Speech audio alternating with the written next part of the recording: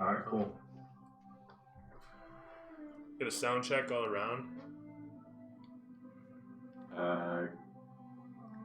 Like check 1, 2. Yeah. Yo. Sean? Yep. Alright. Snooter? For myself, bro. Cool. That's exactly what a robot would say. What's up, bro? Fuck What it, is that's that, good enough my for me. Let's brother? get the show on the road. Who cares to regale what happened last session on Black Thumb? Well, we were approaching the auction house after a brief stint in the pawn shop where we exchanged some papers from Honey Bashan for a very fancy clock. And we attempted to engage in an arm wrestling match for a very, very nice crossbow. But it didn't happen. Well, the arm wrestle did happen, but the bet didn't. So, Pastor did promise us the crossbow in exchange for a sponsorship. true. I still did arm wrestling. Didn't you get Yeah. like incidentally teabagged by some tall dude that walked in? Yeah, I tried to pickpocket the tall guy, and I ended up grabbing his left nut. So, yeah, the old nut yank instead of I thought it was a money sack, but it was just his nuts. This is a regular one. Yeah, it was just a regular sack. So, yeah, there's that. No, you should have probably gotten a little pawn shop scrap. That would have been pretty. So yeah, I think that's pretty much it. We kind of just were approaching the auction house where who knows what's gonna happen now. We're aimed by some fuel, I believe. Oh yeah, Refinery equipment at the auction house. Yeah, and I think that chemist was there. What was his name? He had a Fuel Master. Yeah. Question. What happens if he dies? Who? Chemist. Cora Gen Solo.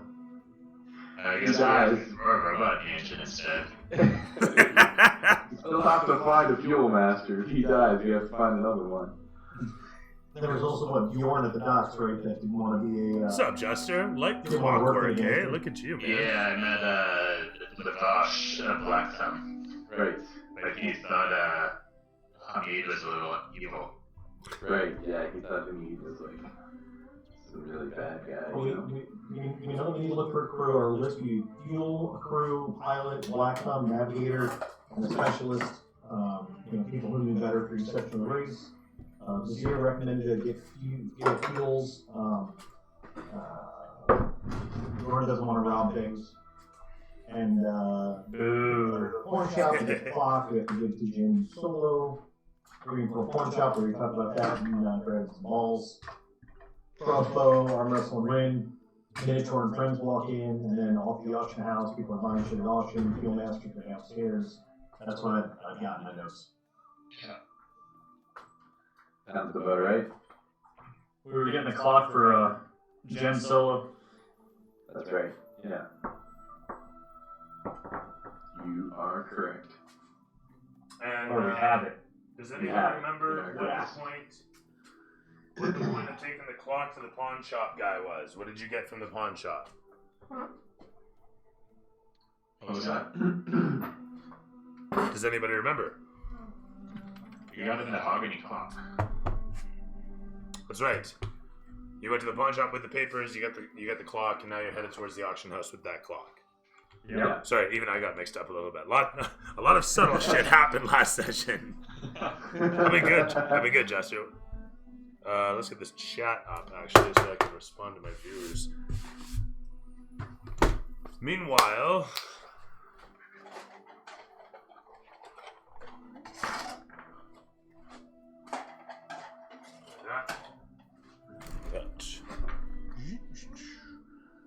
as you guys come upon this place, and actually this can get lifted slightly. What do I have here? have this. This.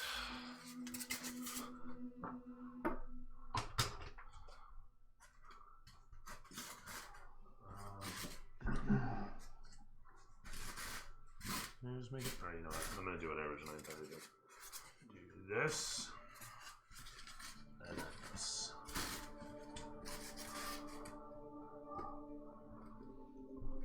There.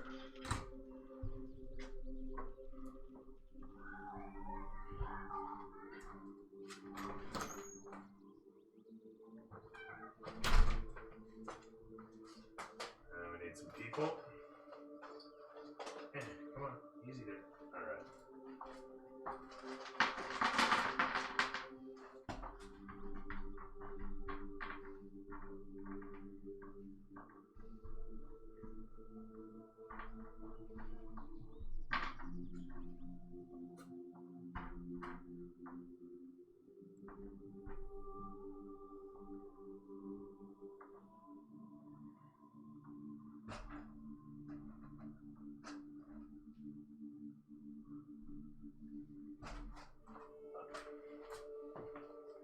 Side.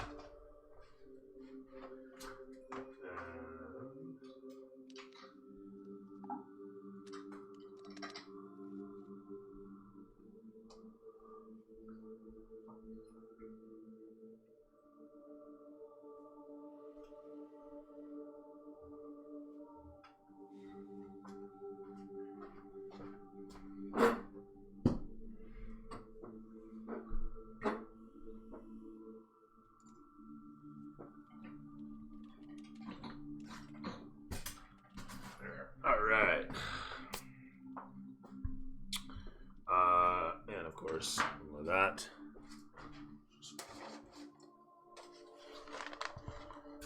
One of those. Took out one of the civilians. Oops, sorry about that, sir. Actually, they'd have random dogs, so I can point out.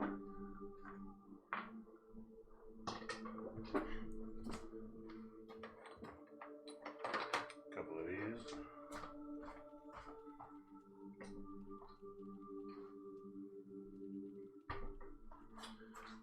And finally, what is it?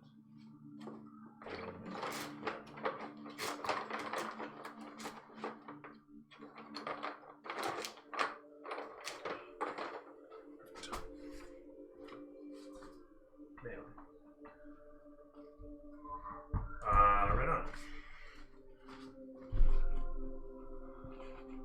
Let's just get this going here. And this, right, as we were saying, as the camera opens up with you guys arriving upon this place, the camera panning down low, coming in up overhead, and showing the whole of the auction space as my wire gets caught far and away from me.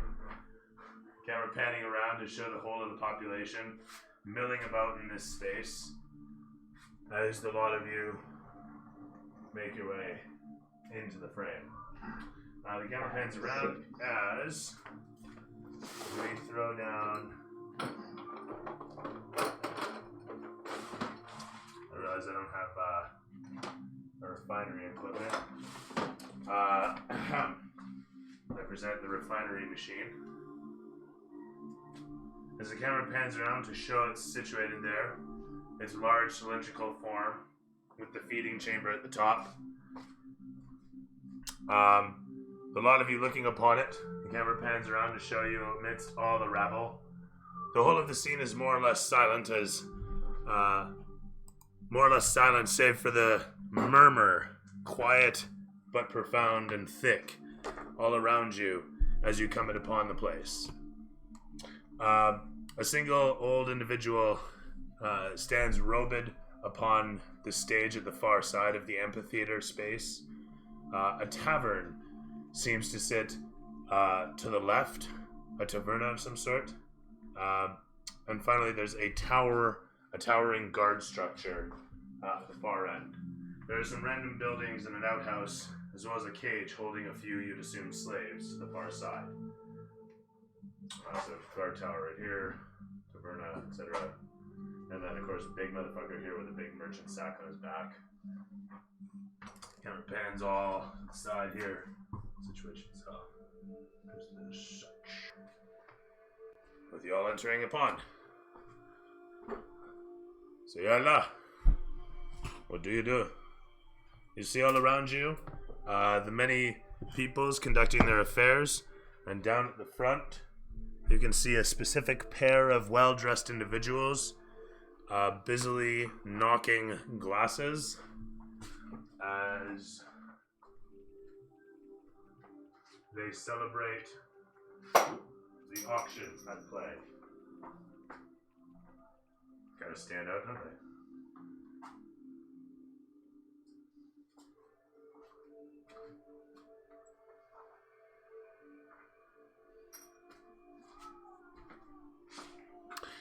I want to make the point that everybody here in this place is well and dripping in fine fabrics, in gems and jewelry. Everyone in this place looks like they belong to, as you look upon the gate that you've just entered, you can see written in in Kalashite script, House of Gold. So are we just barring the door and robbing the bitches, or where are we going? You look around to see several guards, I might add, blending in amongst the population, although mostly sticking to the perimeter and the shadowy corners of at that. It seems the House of Gold believes that a good guard is a hidden guard. Okay. As you look upwards, you can see amidst the top of this large open amphitheater, the ramparts have several crossbow carriers wandering about, listlessly bored, although two of them gives you the awkward eye as you walk into the space. You can hear boisterous yelling coming from the taverna at the far end of the amphitheater space. The door is open at the moment. Behind you, as you look towards the taverna, behind you, where the camera is situated currently, is so this way being. I can reach it. Fuck it. Here. You can see these buildings here, and you can see individuals moving about through the windows in those buildings, but there's nobody outside. Oh shit! I totally forgot the door.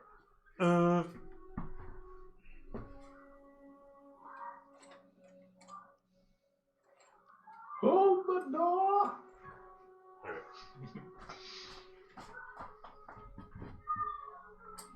Door, and then oh my goodness, manual dexterity, and then double doors. Oh my goodness. All right, those are. So as I said, cage of slaves, double doors, and a single man door, or a woman door, not to be sexist, or an elf door, not to be racist, or a dwarf door, not to be heightist. So, Nadomtish. Thank you. Jesus, 4 million experience. All right, What are so we looking for here? excellent question. But to answer a completely different question, you have the apparatus situated up on the stage at the back of the amphitheater. An old man conversing with the large giant as though they are old friends. Okay, so that giant is real, and he's that big. 100%, yeah. And he's talking to the old man Shit. eye to eye on the Okay. stage. All right. How heavy does that apparatus look? Like, would we be able to move it? It looks like if you tipped it over and all of you were carrying it, you could carry it, all of you. Would it be hard to outrun guards with? Assuming so, yes. You would assume Yeah. so. Okay. I mean, it doesn't hurt to try, you know. Not at all. I'm totally for it. I want you to It know. could very well hurt to try. I'm 100% for Who's seducing the giant? Do we not have a bard? it. I don't have a bard. Orion's most charismatic. Yeah, am I? Yeah. He Well, loves I'm not us. sure about the physics of it, but Please don't make me do this. We sober up. He does love a good sack. Yeah, the problem is you can't reach this one. Yeah, I can't. You have to Don't let worry, me find I'll on come up back there. some- So, what are we doing here? That's an excellent Our question. dear leadership. Well, do we want to go in just like super confident, or do we want to go in like really discreetly? What does everybody think? Murder. I think you go in confident and try to figure out what's going on, but I think in gentrified company, I'm probably gonna have to stand somewhere near Gary I think we should. before I he mean, starts I'm, touching somebody.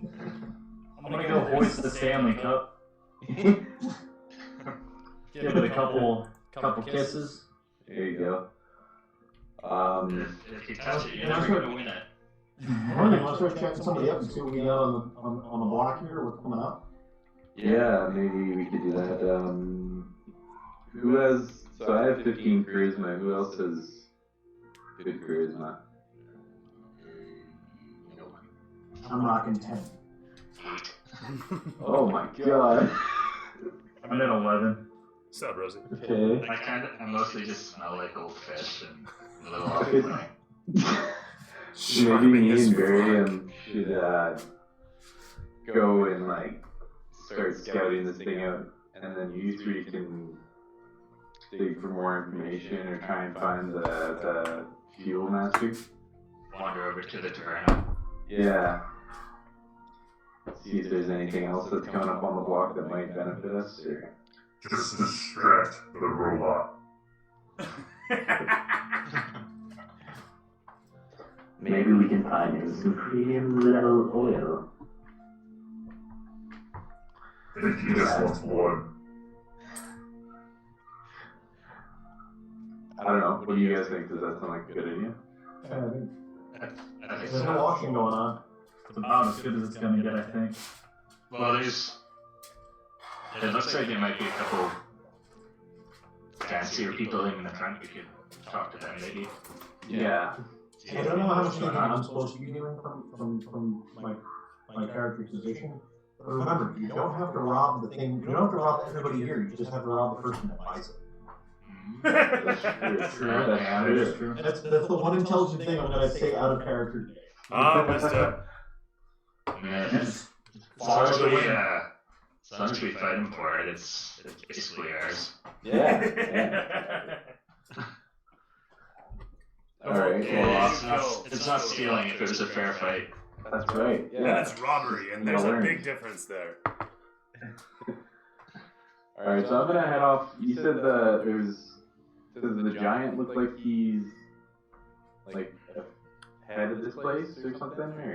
No. Or is he just a workhorse that lifts stuff onto the platform? He doesn't even look like that. You know, he looks like a traveling kind of guy.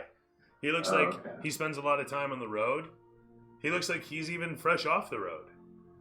That guy looks like he might have even brought the refinery thing in. Oh, okay.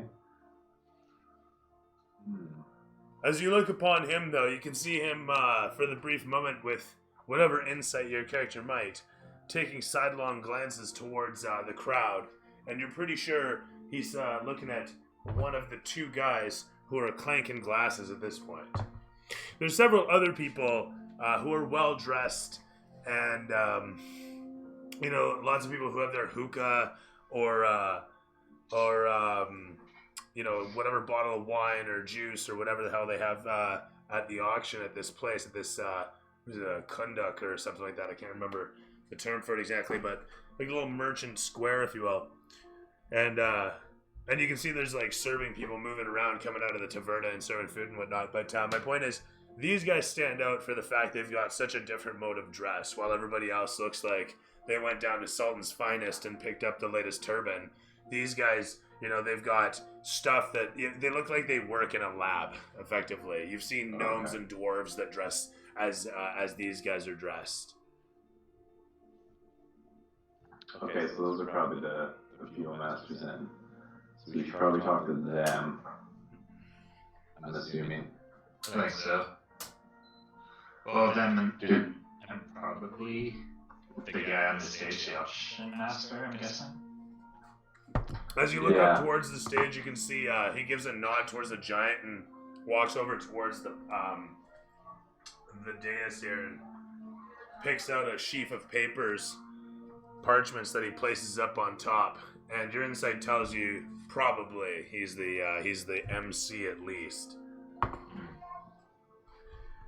Okay. Yeah, so maybe should we split up into two groups and one talk to the auction master, one talk to the lab guys? I think so.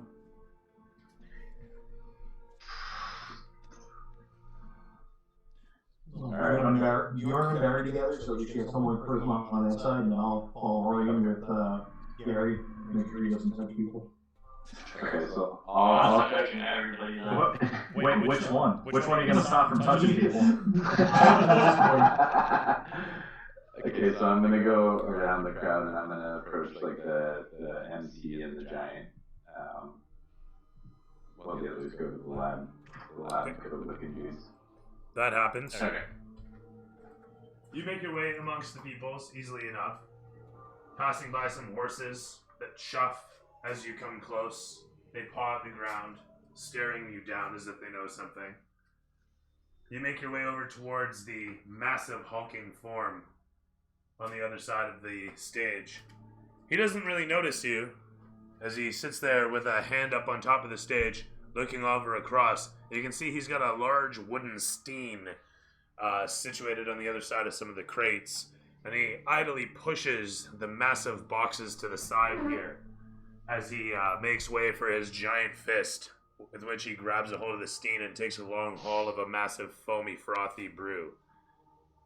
As he places the thing down with a giant clunk, the fellow at the head, the fellow on stage, shouts out to the crowd for their attention.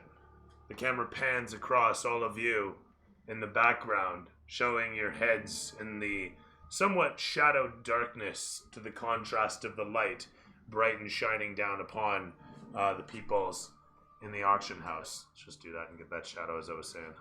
Shadow, right? See that? Shadow, bitches. Yeah. So as I was saying,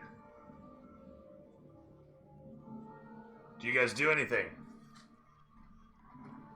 Or do we continue? Do we have anything we want to say? Well, I'm not there, so I can't really speak to that, but I'll let your judgment be best. Sure. If you and Miriam have anything that you want to bring up. I'm gonna ask the guys in the lab coat what they're looking to buy. So you're gonna make your way to the front of the crowd? Yeah. Okay.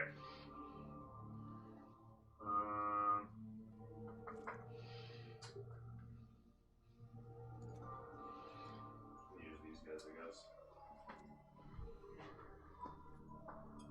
Cool guards, dudes. Ooh, I got pinched.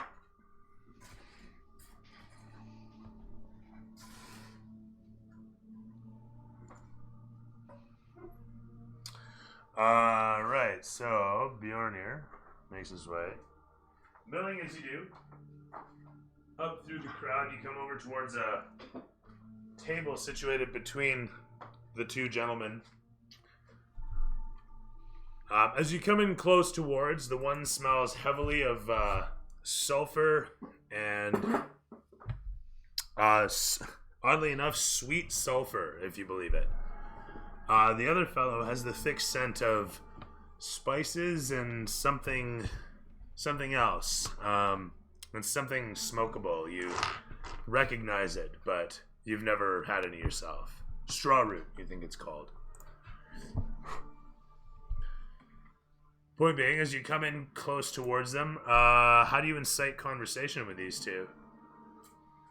They're pretty heavy into a momentary conversation, and then they go quiet as you come close. But they're not looking at you. They have no idea about you. They just stop talking about the topic. I walk up and say, hello, what brings you here? The one looks over towards you. The other looks at over one moment afterwards. The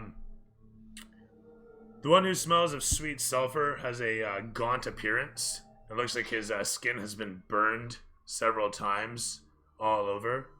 The other fellow, again, he is exceptionally well dressed. I want to point this out. Despite looking like he works in a laboratory, like he has all the gear of such, he still has like a silk jerkin on, silken pants, fine leather boots that have burn marks of who knows what upon them. Not acid or fluids, but some sort of jet stream, like jet style burn marks across the toes and sides of them. The other fellow, he's a little more robust. He's got thick arms and shoulders, thick forearms as well. He just, you know what? He's a big boy all around. You can see that he's constantly mobile and probably lifting and putting down all sorts of big stuff all day. The one fellow, I mean, which one do you address here? The big fellow. Okay. And he says, I'm selling off my unit there. I am going to learn his art, and I cannot do it while I am tied down to this. What's your unit there? That is my refinery. I built it over many years, and I hate to part with it, but change demands these things. Who are you? I'm Bjorn. I'm a sailor out of the Moonchase. What does that? What type of refinery was it? Are you an expert on these sorts of things? My name is Morsi, Gento Morsi. I have spent many years learning this art. I am very proud of what I have learned. But I must embrace change. And he looks over towards the gaunt fellow, and the gaunt fellow simply and proudly is sitting there with his arms folded, and he's got a long rolled cigarette in his hand there, and when I say it's long, it's like this long, and it's all just giant paper, sorry, not giant, but paperless woven root. So it's basically like he's smoking a big rope, if you will, and so anyway, it sits there, it's smoldering in his hands, and he sits there and doesn't say anything to this as his companion takes one of the glasses off of the desk and says, "What brings you here?" He says, and takes a drag off of the glass.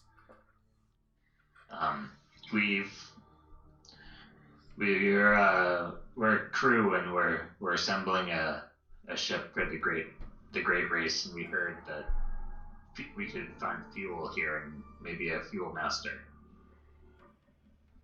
And he looks you up and down, at which point he says, who are you?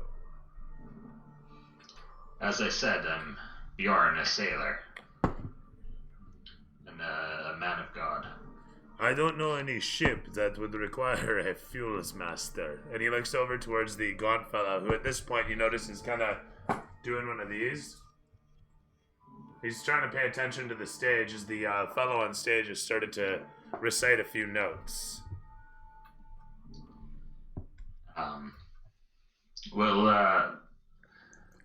It seems like they're starting. We'll continue this afterwards. He looks at you for a moment, and then looks up at the stage, and then looks over towards the gun fellow who looks back at him, and then looks at you one more time before looking back at the stage as the fellow has been going over a couple of the items that are going to be auctioned off. Apparently there's some fine concubines up from the south, some excellent machinations to be had in different forms of platform. You can have them in four-wheel and treaded. is up for sale today, as well as a complete fleet of horses, camels for as far as the eye can see, and various forms of livestock otherwise that are being offered up en masse. There's a couple farms that are selling off large swaths of stock at this point. What else? Yes. There is a kit, apparently it's called, being sold off from the estate of a particular Magi. And that's how the fellow describes it, a particular Magi who has retired or been forced into retirement, he says, at which point several of the crowd you can hear chuckle, giggle, or guffaw, depending on their state. The camera pans against where Bjorn stands amidst the few, and those guys don't react to the news. They simply wait patiently until finally the fellow says, "And today we have, of course, this fine unit, a custom-built fuels refinery. This particular unit is brought to you by Gento Morsi." That is correct. The Mr. Morsi is here with us today. Mr. Morsi, if you could. And, of course, Mr. Morsi stands up and gives a big, meaty wave to everybody around. And he adjusts his leather jerkin there and slicks back his hair and sits back down, proud of himself. And the gaunt fellow gives an approving nod. "And of course, good sirs who are all here in good company, in good faith, of good quality, the House of Gold welcomes you all." The auction master gives a wave towards the refining machine and says, "We will open the bidding at 20,000 gold, 2,000 platinum. Do I hear 20,000 gold pieces?" As the camera pans across the crowd, there's a quick murmur, and then a couple people raise their hand. "Excellent. Do I hear?" And it continues on. "The auction is slow. Slow and somewhat, what's the word? Slow and quiet, as the fellow simply announces out prices now and again, while people idly take their points upon the ladder of price. Now, in the background, we have everybody still milling about while this is happening. What do you guys do? I think we should get together and discuss if we're gonna bid on this or if it's out of our price range. Well, Am I still over with Laz near the giant? You are, if you choose to be. You could have moved in this time. It's up to you. You could have struck up a conversation during that time that Bjorn was talking to Gento. Okay. And just to confirm, the refinery's on the auction block right at this moment for 20,000, as last week heard. started at 20 and it's already moved past. Oh wow. Okay. Which I think our budget for the whole expedition was 20. So Like I said, we just gotta rob the guy that buys it. yeah, we're not buying this. Maybe so. I think the more important prize is Genso, and I'm assuming the guy next to him is probably Cora. Yeah. So you might want to kick up that conversation or not. Oh, we could give him that clock. Okay, I'm assuming I can't talk to the MC on stage right now because he's busy doing the auction, right? He's conducting the. He is, as a matter Just of interrupt yeah. it. Okay. Okay, so I'm gonna just kind of stand like I'm watching it next to the giant, just kind of about like maybe 10 feet away, and then casually look over to the giant, and I'm gonna explain to him how this refinery it's a scam. It's not built right. You shouldn't be asking for that much money for it. I'm gonna try and deceive him and make him think that there's something wrong with this item and that he should probably tell his boss before he receives some serious complaints. Okay, go for it. Can I roll a deception? 100%. 100%. Alright.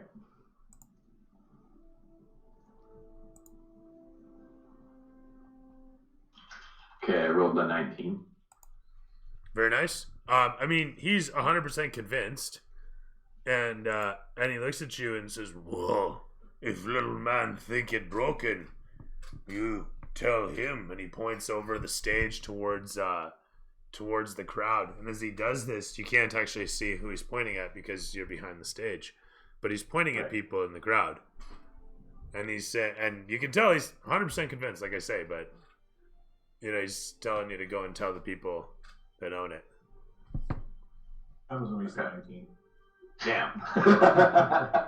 Stupid giant. Sorry, who were we supposed to deliver the clock to? Genso. It was Genso? Yeah. Okay. But who has the clock? Cody, I think. Did I have it? I thought I handed it. To Laz, actually. Maybe my bag. No one's asked for it. I yell over the crowd. Hey, Laz, the Genso's over here. Come bring the clock.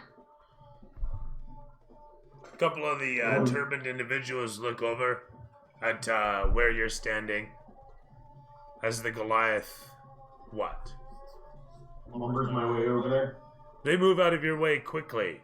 Their turbans jangling, their robes being picked up. They're giving little sighs of inconvenience as you rumble past. You close the distance. My size, I really don't give a shit. I grab my bag, kind of swing it around, rumble around for shit until I find the clock. One of them says something in Kalashite that you easily understand to be, "Who let the elephant in here?" At that point, the biggest thing to do is turn around and spin and make sure that my bag hits whoever that is. So just make sure it just hits them. As you do this quick puree, like so much Right Said Fred, too sexy for anybody. You guys watch as the silhouette of a turbaned individual just pow disappears off into the distance, sailing over one of the guards, who actually just shoots him because he thinks it's a clay pigeon. Anyway, that guy dies. You take 5 experience. So you make your way over towards the. You make your way through the crowd in towards Bjorn and such, where Gento looks up towards you as you rumble in, stopping like a Mack truck with a slow sway. That said, though, you whip out the clock. I'm assuming is what happens. Yeah, like kind of like your clock. Yeah. With that said, Bjorn, clock Come along, produced. Danny, come along. And I'll follow Laz. And I push it into Gento's hands and I say, this is a present from Hamid Pasha Khan, and we need your assistance with our vessel. Hamid Pasha. He takes the clock from you. Huh. Roll me odds or evens. Or, declare odds or evens. I'm gonna roll this. Sorry. Odds. He holds it in his hands for a moment. He looks over towards the gaunt, wrinkly fellow. And the fellow simply looks over towards him. "What is this?" he says.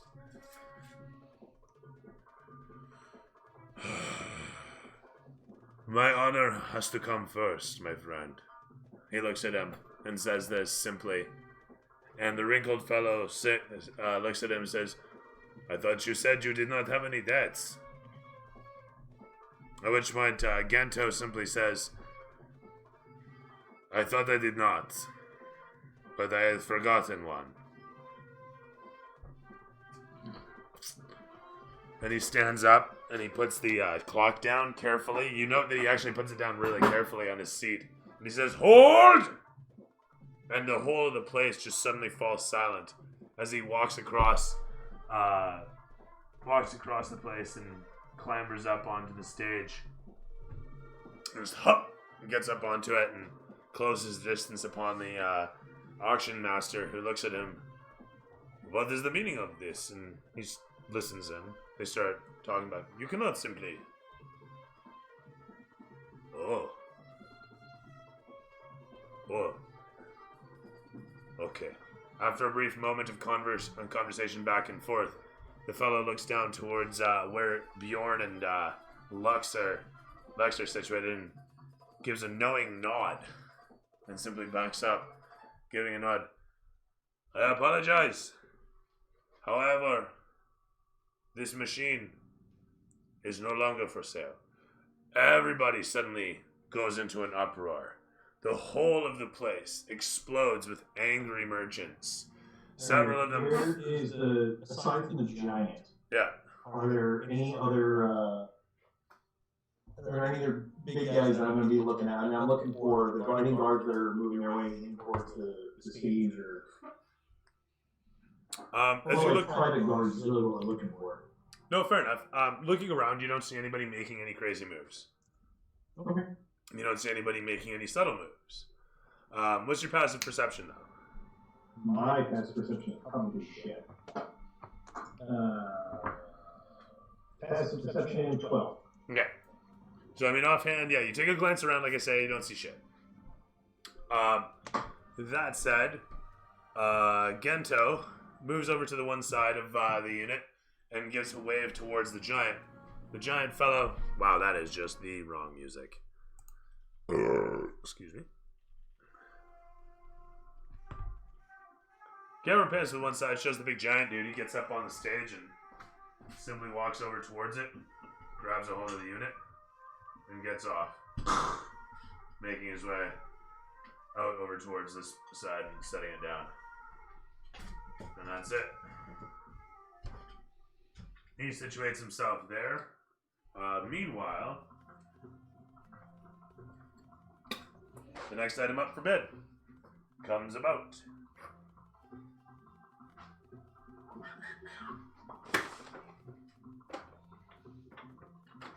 Should we go talk to them somewhere quiet? Probably. Or see if we can get him to take it back to our workshop. My only job here is that if people start to walk away or start to do something, I'm just going to pick up the clock and put it back in my bag to make sure we don't leave. That's the only thing I'm responsible for at this moment. So as I was saying, you guys watch as this guy announces as such, and people just immediately start throwing goblets full of wine, empty, they don't care. Just suddenly cups start getting whipped up there. People start throwing money, like heaviest coins they have on them. People are pissed. But the giant walks up unperturbed. You can tell he's used to this for whatever reason. Might be the racism. But he grabs a hold of the unit and carefully picks it up. Goblets clanging off of him and the unit and the stage. The auction master shouts out, "Enough! Enough! Peace! Peace! I give you the kit of the Magi! We jump! We jump!" A couple people just give a couple, like, pans of the hand and start smoking their hookahs or asking for new goblets. Regardless, or drinking from the bottle directly. I mean, whatever. They're pissed. They don't care. They're not happy. They're not. But, as it is, Gento situates himself off to the side as he passes by the other fellow he was sitting with, who looks down and says, with a solemn bow, a couple quick words that you don't hear. And the fellow simply gives him one of these and then a simple wave. Gento walks in amongst where the giant is situated and patiently awaits for Bjorn. I walk over to Gento and Bjorn. And I'm gonna try and blend in with the crowd while this is all going on. And How many times you pick them off the floor? Like low, it's just put your hands out as you're walking. I was gonna keep my eyes open for any kind of shiny objects or magical-looking items in their hills that I could snatch. So I'm just gonna follow Bjorn. No one grab, like, if we're walking away from the seat where the clock is, I'm just putting the clock back in my bag and following Bjorn. We need to figure out how to get this thing out of here. It's giant. Yeah. Well, are you giving the, what are you doing with the clock? You giving it to, Gento? And I'm just carrying it. Because if they all just walked, you said Yenta walked away. Is Oh, the no, one guy he still would there? have, yeah, sorry. He would have I taken thought the you clock said with put it him. down. He did, and then, he talked to the buddy. I totally forgot to have him grab it again, but, yeah, point blank. He grabs the clock again. So I go up to Gento and I say, so a debt must be paid and you will help? It seems I have a debt to pay, yes.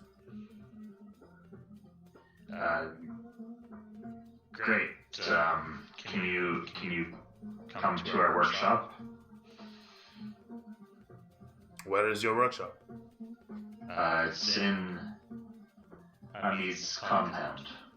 Okay, I will find it. And your refinery, you'll bring it as well? I am not much good at my refinery. He seems trustworthy. Can I check inside or? I mean, if you like, yeah, by all means. I mean, for the record, he's not throwing deception. Yeah, 9. Okay. I mean, I can roll it if you like, sure. If he was deceiving you, he would have fooled you. But he seems honest enough. That's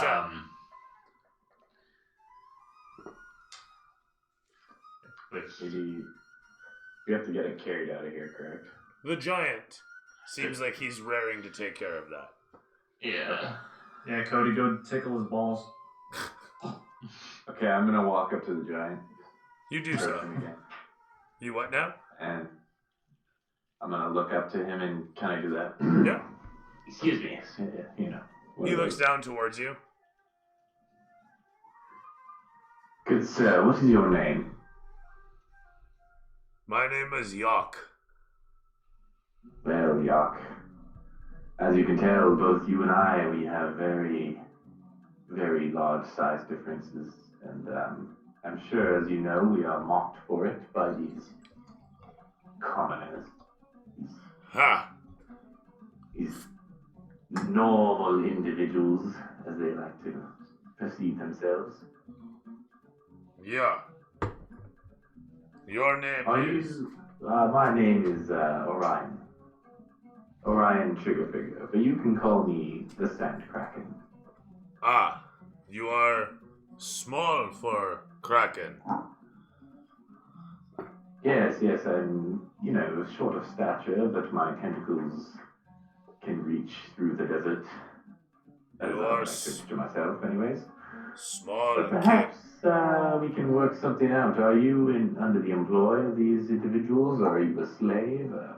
What are you? I am a travel merchant.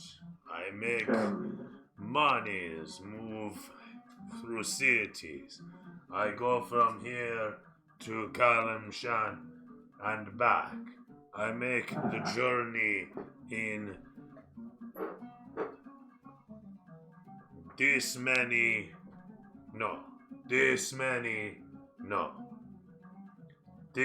10 day. Okay, excellent. So this many every day. Okay. Well, Sorry, let me clarify. He said this many 10 day. So a 10 day is a 2-week period that is literally 10 days. So every week is 5 days. So 2 10 days would mean a month, technically. So he can travel the whole of the desert on foot in a month. in a month. Okay. The whole of the desert. Wow. Okay. Is the race in the desert? The race is in the desert, yeah. But it goes around the desert usually.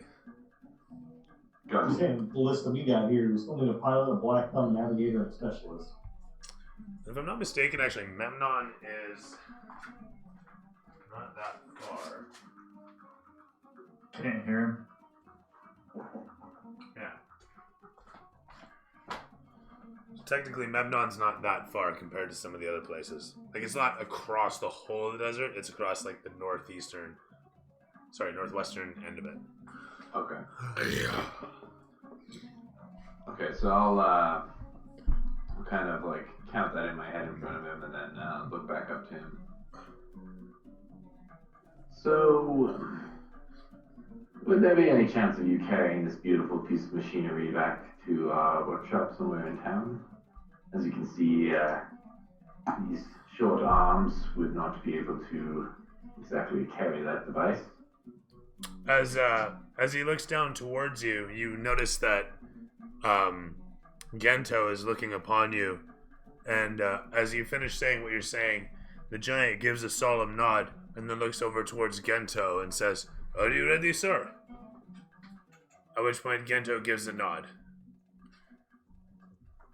The giant hefts the refinery unit up on his back and proceeds to make his way out of the place. Do we want to talk to anybody else here, or see if there's any other items up for auction that might be of use to us, or do we want to just leave?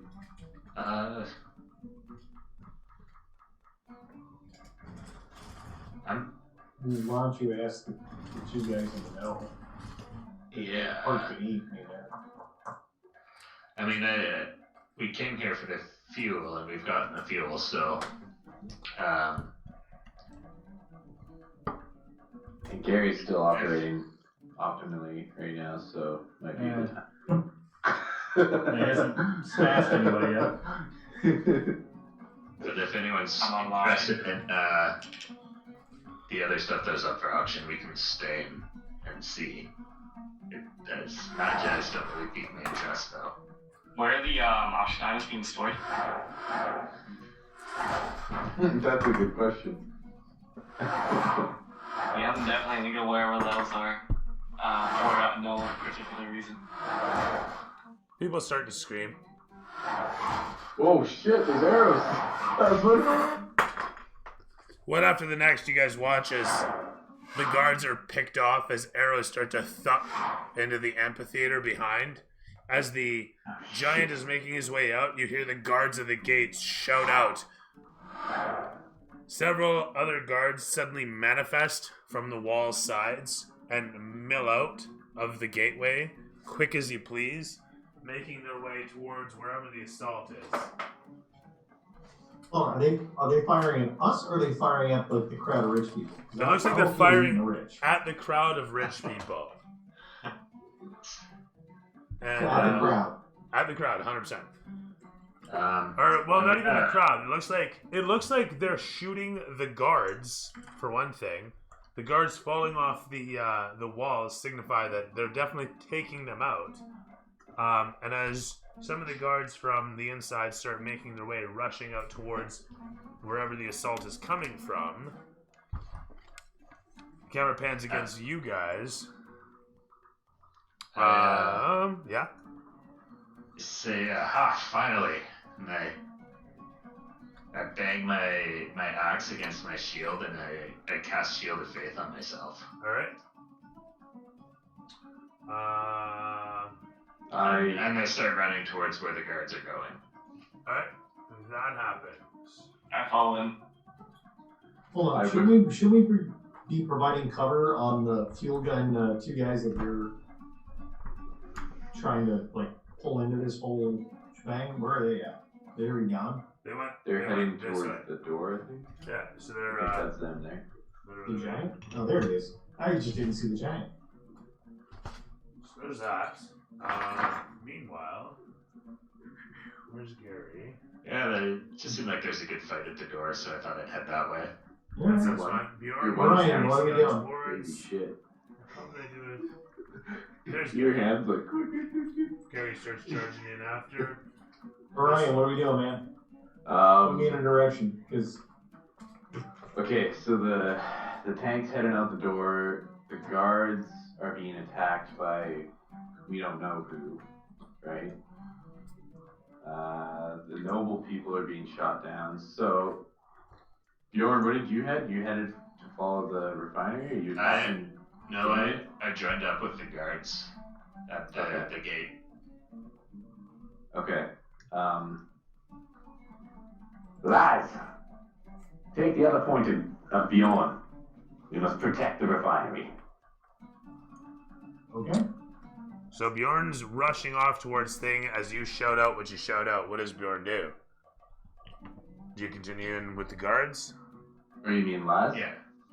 Oh, And I was told to head towards protecting the giant and the tank, so I'm lumbering off in that direction. okay, that's you there. I mean, if no one's engaged me yet, I'm No, that's perfectly fine. fine with just kind of lumbering around. This is where we get to. This is you escorting the giant. That's fine There there. we go. And then there's the guards there, and there's Bjorn amidst them. They're setting up formation as this guy will actually move in to set up formation as well. Oh my goodness. Barium.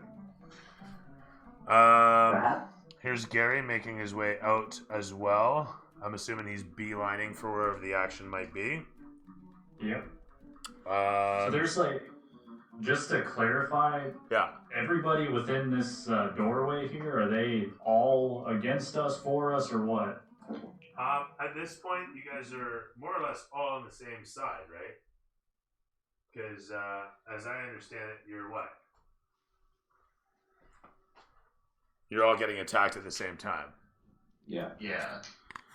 So there are technically non-hostiles within this group. Right. It's us and the Kind guards. of hard to Kinda. defend. The guards didn't try to kill us earlier. So I'm Okay, going to assume And they're I'm on not our going to side. throw my cannon down because I don't want to burn everybody alive. I think the guards would safely assume that you're on their side at this moment.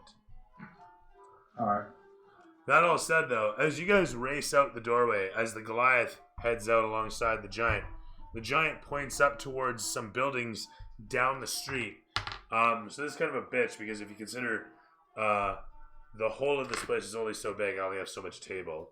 So down at the end of the street, like about here, there's the end of the street with some buildings, and on top of which you can see some ballista-wielding assholes firing shots. More ballistas?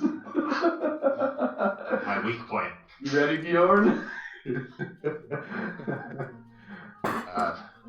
More ready. Now, Barium, as they rush off, you're still situated amidst the crowd there. Can I approach towards the battlefield and I want to place one of my Eldritch cannons amongst the fighting. It's a protector cannon. Okay. It's a bonus action I have to roll. It's 1d8 plus 2 temporary hit points each creature of my choice within 10 feet of the turret. Okay, that sounds really good. And you point that out the doorway at the whatever might Yeah. be coming in. Okay. Bjorn, you situate yourself as Gary. Sorry, go ahead. I was just gonna say I just rolled an 8 for it.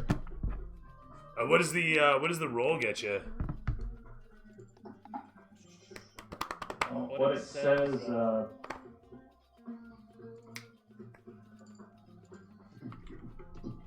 This is really not the music. I was just starting to jam out. I know. It's good. It's good Callum Shan music, but We're in battle now. A little more up tempo. Can Yeah. you turn it down like just a smidge? Because I think it cuts you out a little bit. it totally seems to. yeah. Last time it was like perfect. We could hear you clearly and hear the music just softly in the background. Oh, you know what that was then? I'll bet you that was because. How can I? Let's see. There's got to be a way I can do this. Also, that's a little heavy. Where's the other one? For that.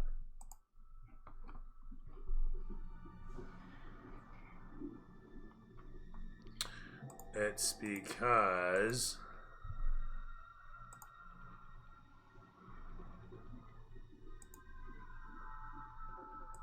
There.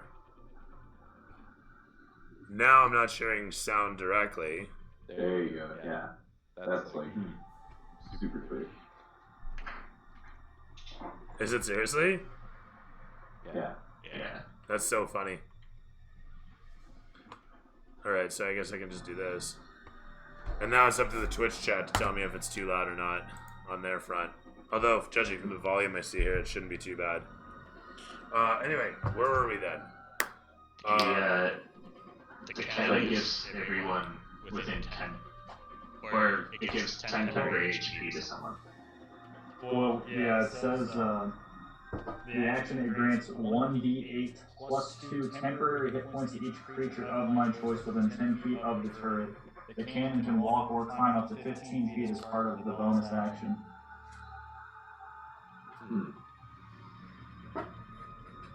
Oh, you're creating the Spider Walker cannon or whatever, the living cannon, Yeah. eh? Right. Yep. I had to build one of these the other day.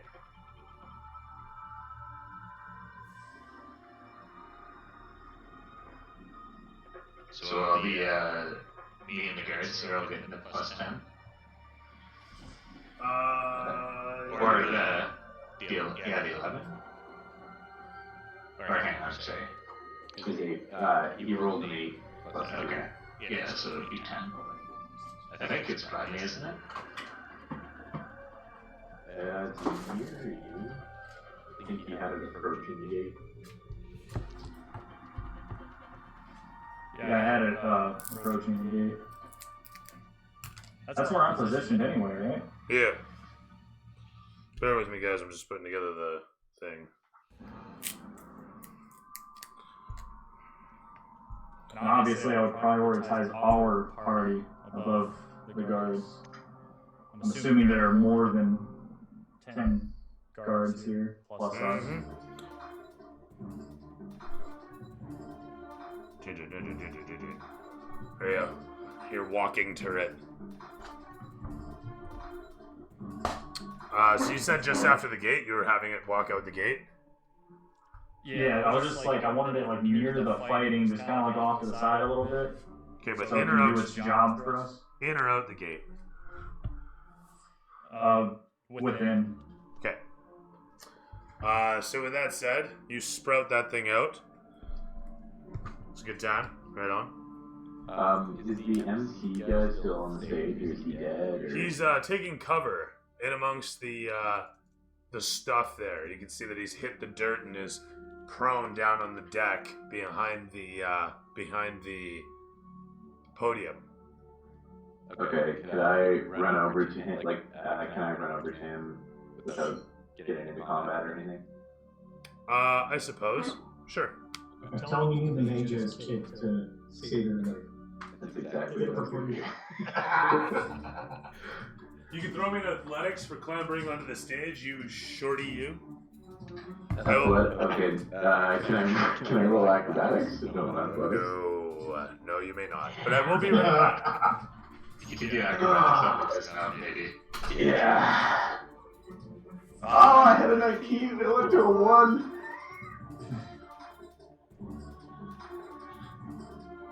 Fuck. Okay. That teased me. Wait, no. Oh no, it lagged. Sorry, it lagged. It lagged. 17. Oh, that was terrifying. It like lagged and stopped on the 1, and then it rolled again, and it was 17. Funny. Shit, that was a major troll. I wonder if that's enough for my short stature. Is Dooley gone? Is he dead? In the head. Ballista. Damn ballistas.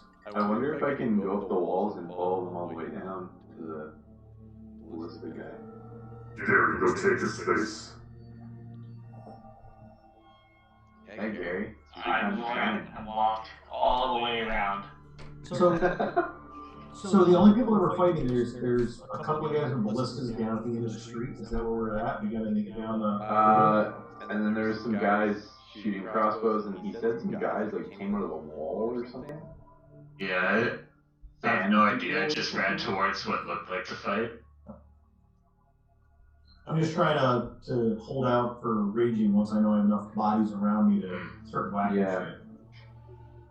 I mean, if you kill some of these noble, rich people, it wouldn't be a big loss. So. They shouldn't get in the way. They treat us like dirt. We're gonna treat That's them right. like fodder.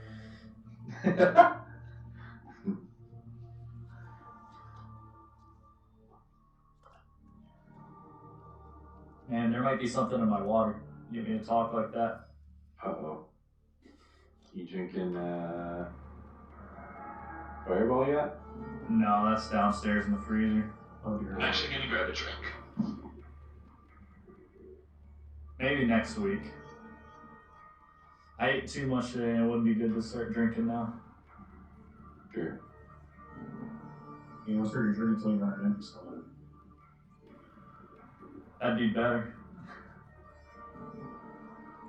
Then I'd be drunk within the first hour. I'm a lightweight. Fall asleep like me. Yeah, I'd probably sit here and be like, Well, that was terrible because I completely forgot that we were playing like tonight.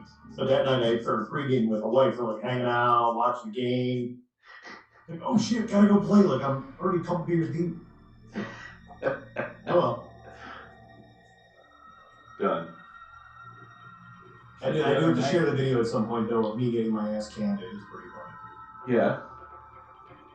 a little over a week ago, I went to this Thai restaurant drunk with my dad. And it was funny because the week after I was having all kind of conversation with the waitress there, and the week after I was like, yeah, me and my dad were drunk, and she looked at me and was like, really?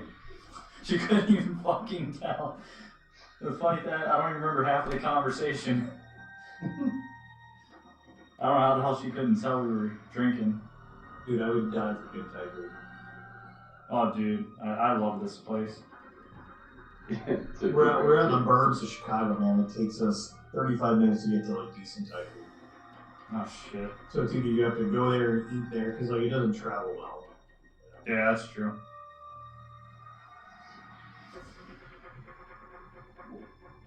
If it has liquid, the noodles will get, or rice will get soggy, or. Yeah, I'm a fan of really spicy pan caprao, and I just can't. I can't get it unless I literally get it and just sit in the parking lot these days.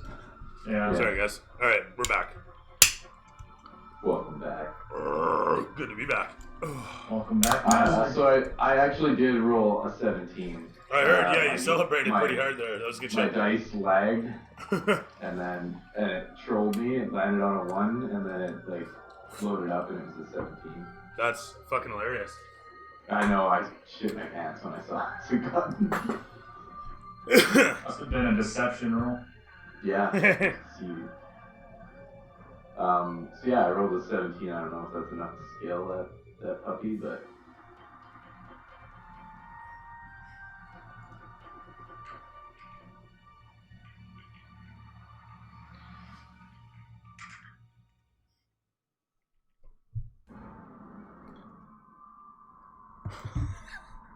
All right. As we were, sorry. So 17, right on. Great roll. What was that for again? To climb up the Climbing up onto the stage. up Quick as a wink, you parkour against the edge of the thing, your little feet leaving cute little prints along the edge of the stage to confuse the cleaning crew later. As you end up on top of the thing, confronting the man as he's laying down on his back, looking over towards you, frantic fear in his eyes. Actually, you know what? There's a calm fear in his eyes. He just looks up at you, unsure of what your motives are, and he says, "Now is a bad time to try to rob the auction house." Not trying to rob you. I'm trying to help you. Ah, very good then. So you are not with whoever is trying to rob the auction house. That's why I'm here. I'm trying to find out who these people are and why are they attacking. Throw me a dex check. Okay. 15? 17 plus 3, 20. Right. A massive ballista bolt sails past you and thumps into the wall, cracking the back of the of the back of the amphitheater as it breaks apart. And the old man looks up at you. You should probably take cover, my friend. I'll duck in beside him, undercover. What is it you look for? Do you know who these people are? Why are they here? Oh, sure. This is the great Paddy Shaw Frankie Herbert Jr. Yeah. No, I don't know who this is. No, of course not. How can we get up to the ballistas up above? He looks up for a moment as another one sails past overhead and smashes against the amphitheater's rear wall. I don't know. A long walk, it seems like. Or I a military man, perhaps I would say carefully. You are about as useful as a cow on a pig farm. I am an auction house master. I am not a military mind, you scourge. What is it you are after? Do you have any items that may be of use for this battle to save our lives? He looks from you to the chest next to him, and he actually just kicks it, and it biffs open a moment later, simply falling open. No, that was the wrong one. As he does this, you see a couple loose articles roll around. Wands, a book. It seems a couple jars of something. Or other. He says, perhaps there is something in there to be used. Okay, I'll quickly scrounge through it, just grabbing anything that I see useful in there. There's 2 wands and what looks to be like a half staff. Okay. Other than that, you know what? You see a little dagger with an odd 3-pronged pattern that looks like a spider's split into 3, if that makes any sense. That's making up the pommel of it. You're not sure if it's magical or if it's just fancy looking. But it does have a ruby in the hilt too. Okay. I'll clearly grab that. Am I able to carry wands, or how does that work? Like, are they small enough to just stuff in my cloak, or? Yeah. You know what? Yes, the wands, you can totally stuff the wands into your cloak. Okay. The half staff is it comes from your shoulder to your waist, a little bit much. Whereas the wands are about the size of your forearm. Gotcha. Sorry, your question was? And then that, what was the item that he had up on auction? It was a Magna, what was it? The Kit of the Magi. Yeah, you're sifting through the kit of the Magi. Oh, that's what it is. Okay. Yeah. And there's like a giant piece of crystal up here. There's some weird sculpture made of what looks to be sandstone. The chest, and then a barrel of some fluid. Oh. Okay. I'll look over to him, and I'm gonna ask him about the sculpture or what's in the barrel. He says, the barrel, I am not sure. The notes have the name of it, but I don't know what it does. He sputters as he says this ever so quickly, and then you hear him suddenly gasp. And you hear a little bit of a chuff and a grunt behind you. Uh-oh. I don't like that. Got a crossbow through him. A ballistic bolt.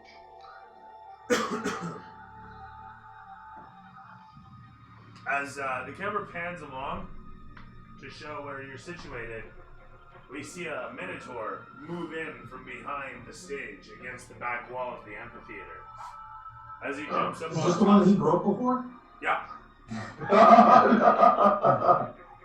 As this fellow jumps up on top, you see a pair of armored figures carrying staves, massive spears, join him a moment later on either side. He walks in close, kicking over the crystal and grabbing a hold of the barrel of fluids. Ah. Oh, yeah. Bitches. As the old man protests, the Minotaur simply gives him the eyeball. And then as he does, he glances in towards you. He stares at you for a brief moment before chuffing, and the camera swings away from there to show you guys up here. I need a dexterity saving throw of 14 or better from Bjorn, Gary, Lux, and Barium. A saving throw on what, bro? Dexterity 14 or better, sir. 4. Oh my god, shitty. I got 15. Okay, easily do you manage to not get fucking fucked up? Bjorn being the ballista magnet he is, unfortunately will take all of 5 points of damage. You made out pretty good today. 5 points of damage as a ballista bolt scrapes against you as it sails into the dirt behind. Who else do I hit? I rolled 17. You rolled 17? Fantastic. As it comes sailing in towards you, you manage to dodge to the one side as the fellow behind you gets skewered by the giant bolt. His head snaps forward as the whole of him tumbles through the air, steamrolling through a bunch of tables as a hookah smashes under his body. Camera pans against you, and then back to your ballista, and then back to, who else is here? Gary, you made your save. Bjorn is the one who found Lux. Did you make yours? You made your save? You're talking about Lack, the giant, or Laz? Laz. Sorry, Laz. Oh. What up? Sorry, what am I rolling for you? Sorry, I think you were talking about the giant. So. My bad. Dex, 14 or better. Dexterity plus 2. S'il vous plaît, merci. Motherfucker. 11.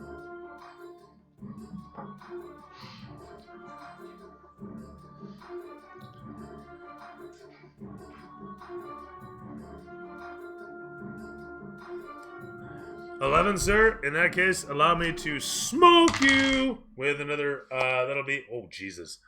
19 points of damage. Hold on, Bjorn rolled a 4. What the fuck? Why did you got a shish kebab? He already died. He already was once before. Yeah. Today's not his day. Well, I gotta bring up that 10 HP buff that I gave, so... Yeah, I'm down to 4, Dylan. Hold on. Keep in mind, you had a 10 HP buff, so first and and my foremost... turret can also be a target as well. And it is, as a matter of fact. But I don't think your turret has to make... Oh yeah, of course it would. So make a saving throw for your turret, if you could. How am I gonna do this per se? It's by your stats, so far as I know.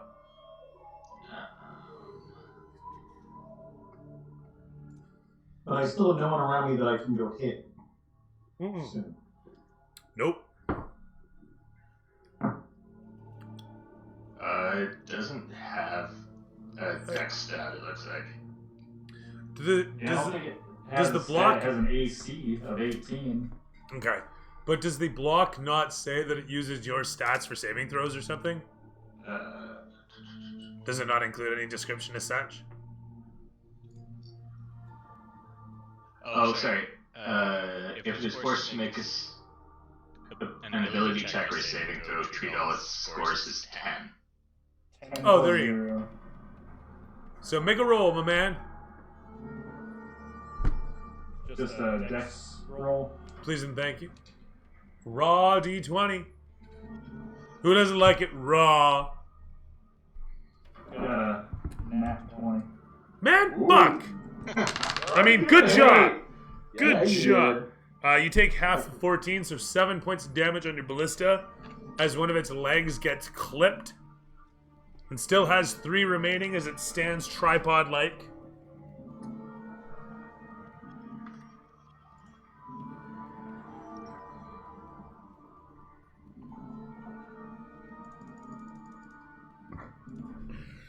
Has 8 health left. Terrific. With that said, What does it do? Sorry, what does it do? Like after it gives that buff, can it do anything else? Isn't it like? See, I have 3 different turrets. I can only place 1. per long rest. And so that's the one I chose because it looked like it was going to be a bloodbath. Okay, but after it gives those temporary health points, it's basically just a walking target. It can do the temporary health points every turn as a bonus action. Oh, okay. So it's just, it heals us. It heals. Okay, yeah. So how far away is that ballista from us? It's looking like it's about 120 feet down the road. Alright, that's a good number. Oddly specific, eh? Very. Alright, can I cast a spiritual weapon about 120 feet down that road? Wait, hang on. Can you? No, I thought it has that is a 60-foot range. There's no way. It's Stealth Sniper at level 1. Oh, for fuck me. All right. All right. I meant you have to account for height, so 140. Anyway, so you reach out through the reach out through the ether and plant a motherfucker up a motherfucker's ass. I don't have any way of actually simulating that, so you'll just have to use your imagination. I'm sorry. I know, Dungeons and Dragons, what do you do? But you reach out and you're like, hey, bet you didn't expect that shit. And lo, but they did not. So with that said, you place said spiritual weapon yonder.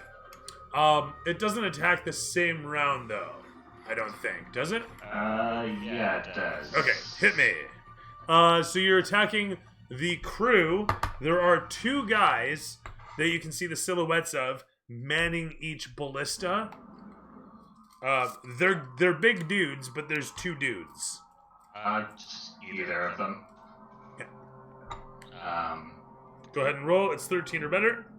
So 17 Hits. and 9 for the damage. Very nice. Or sorry, 7 for the damage. In the distance, it strikes upon one of the dudes. He is visibly weakened, nearly cut down in one stroke. Wow. Okay. With that said, Sweet ass motherfuckers. the camera pans away to show the lot of you guys roll in initiative. Alright.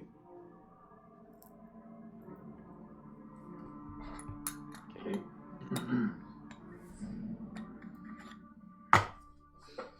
9. I got a 14. I got +5 on initiative. Ooh, barium. Rolled an 18. Sweet and sexy. Oh, for shit for that. Gary, you gotta connect yourself to this thing so we can see your rolls. I don't know how, That'd be my excuse too. So, but I'll be sure to remember next time. Orion, Gen's here, you can figure it out. Orion, initiative. No, you're not. Orion, what you got? Oh, sorry. 14. 14 for Orion. Yes. Barian. 18.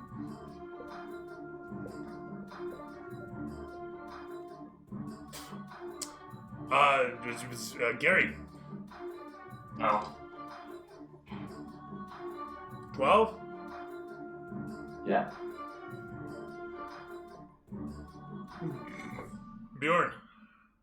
11.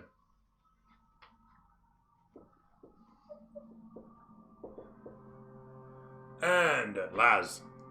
9. 9. 9. And your dungeon master will be going on. Not 20. Not 20 plus 2. No. No way. Oh, fuck. I said 420, not 20. God damn it.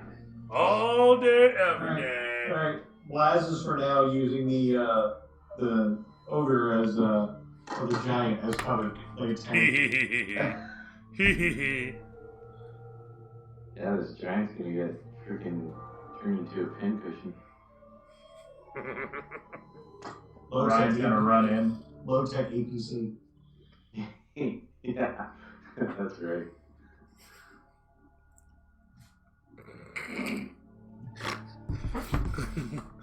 Alright. You're in here too. You're in here.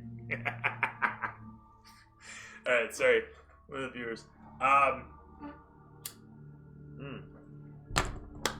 it work?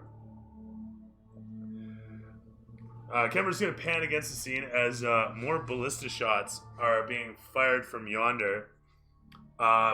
Meanwhile, this guy's making his way down the road and sees what's going on.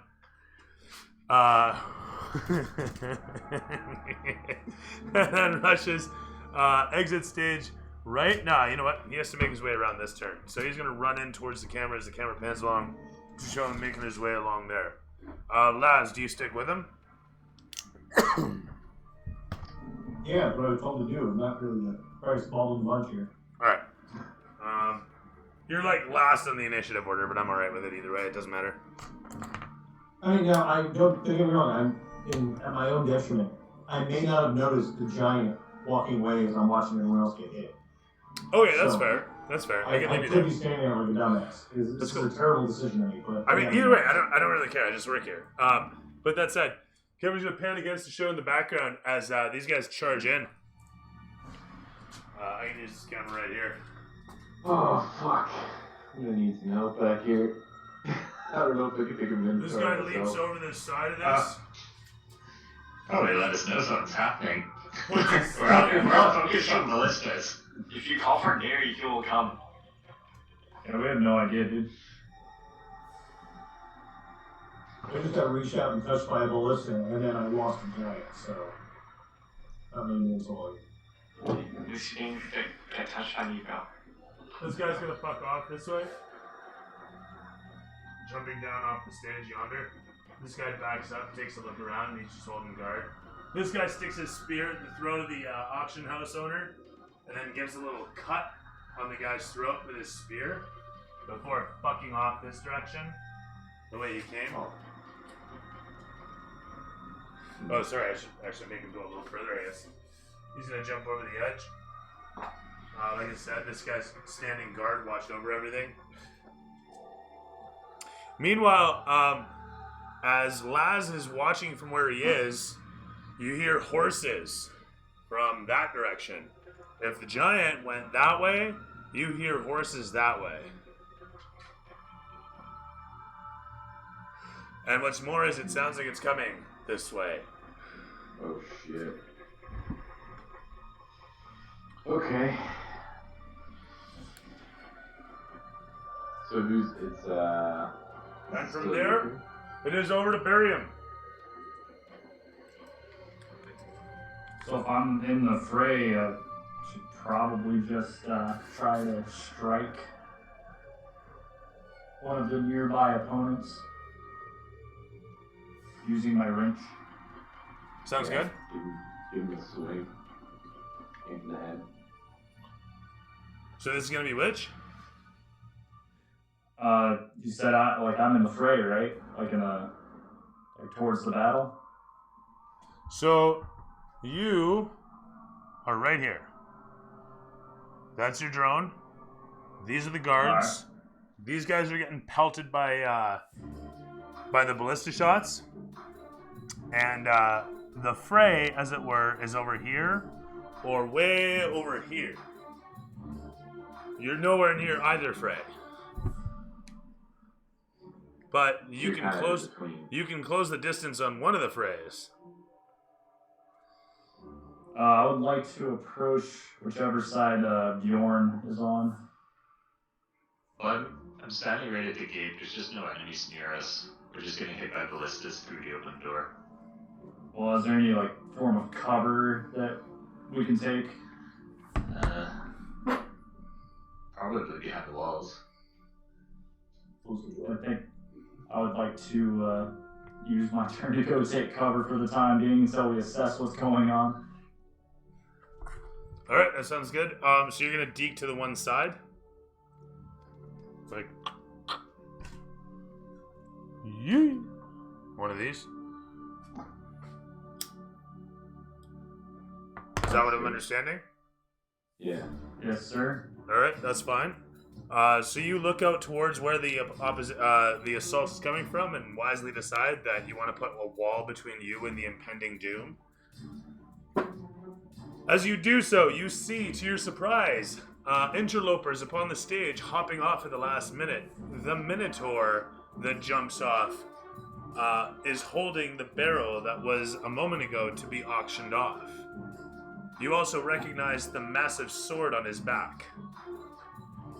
You see the red chromed soldiers that are with him, and you can throw me an insight check to recognize their armor.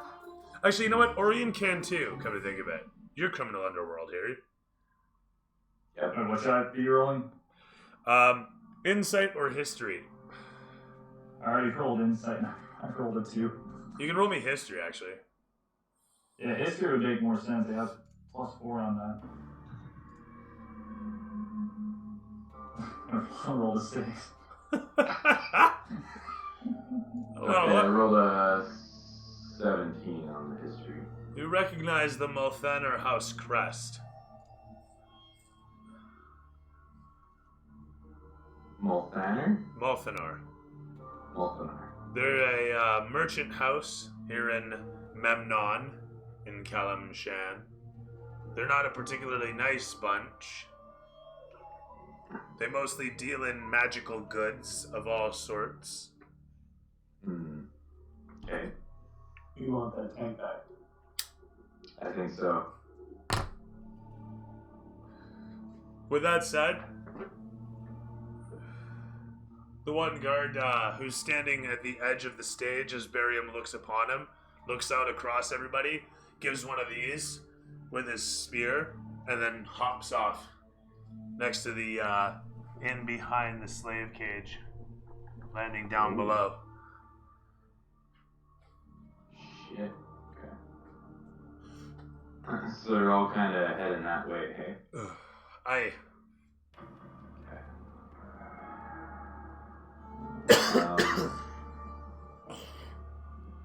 Oh, Rick, you should probably heal those guys if you can this turn. Can you? The bonus action.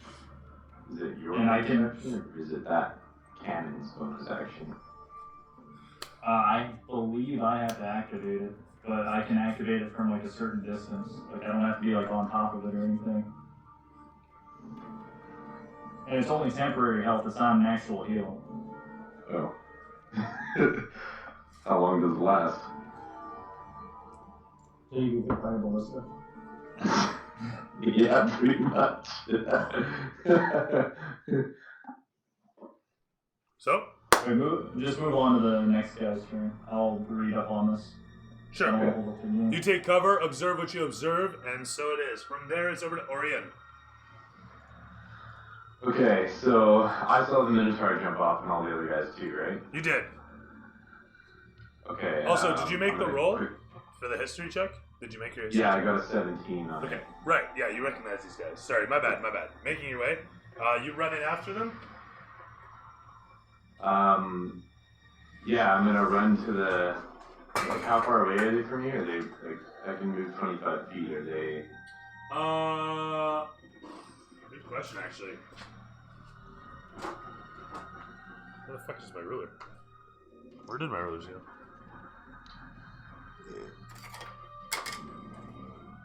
Oh, there it is. Hey, right on.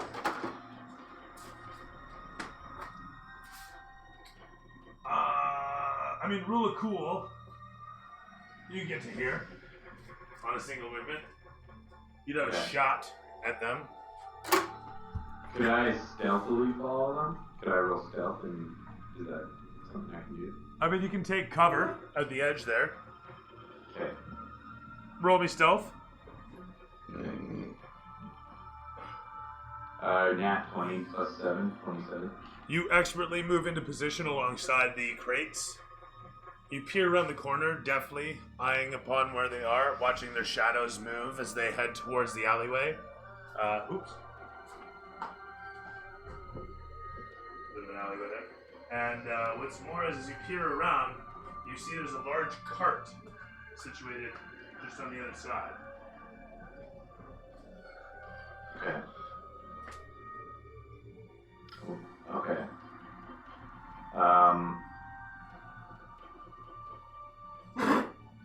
Okay, I think I will. I don't think I'm going to engage them yet. I think I'm just going to keep following. That's my max movement there, eh? Well, I mean, tactically speaking, if I were to suggest anything, I'd say you could ready an action to move with them when they move. Okay, yes. And then I'll have you make a stealth check at that time. Okay, yeah, I'll do that. Okay, sounds good. From there, the camera's going to pan over towards a man, Gary. The general assault response, Yeomanry, doing what he does best, responding to an assault.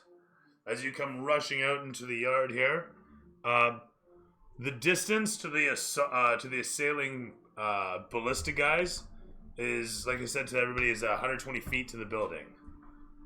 And then you'll have to get to the top of the building. So that would literally take you 4 turns, I want to say, double moving. Because you'd have to double move and then double move, and then you'd have to double move and then double move through the building. Holy shit. Yeah. I look for nearby hostiles that are like, they're fighting against the guards, and I try to take them out. There are none. Alright, I guess I'll move towards the building then. Okay. You... What did I just do with that? Find yourself here.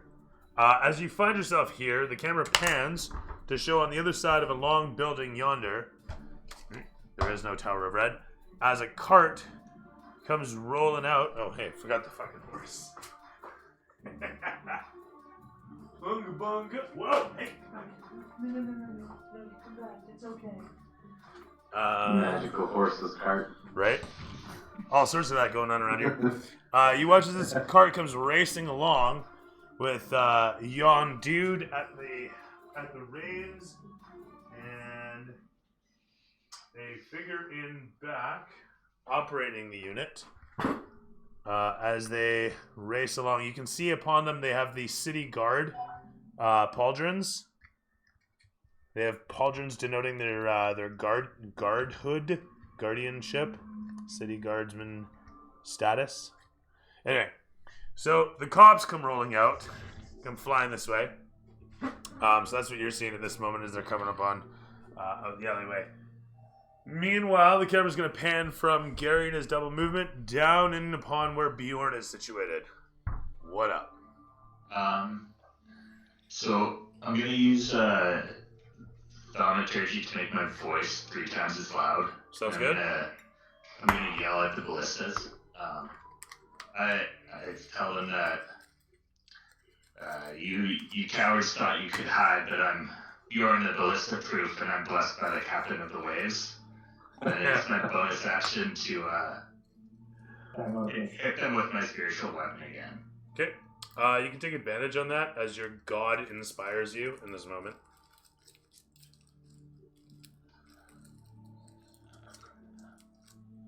That's my inspiration for the session. Alright. Wouldn't be fair if the DM didn't have one. Dribbling the buttons here. Okay, 16. Smokes him like a cheap Cuban. And 6 damage. Right on. This was the same guy that you damaged before. Yeah. That guy drops and hits the floor. So with that, you watch as one of the silhouettes disappears in the distance as your deadly spiritual weapon, which is shaped like a what? A cutlass. Okay. Your fantastical cutlass slashes through the opposition, cutting down one of the fellows. As this occurs, you can hear a scream over the rooftops. And is that your turn, or what else you got for me? No, that was my turn. You're not moving? You're staying there? Yeah, I'm gonna stay there in defiance. The camera careens backwards to show Laz in the opening yard. outside the auction house. You see Gary look over to the one side, and you see the horse and cart come into view. What do you do? Horse and cart that's right to me? No. Not that you can tell. No, I mean, the only thing I have is right is the ballista, right? Yeah, the ballista's in the distance, and this is a cart with ballistas upon it.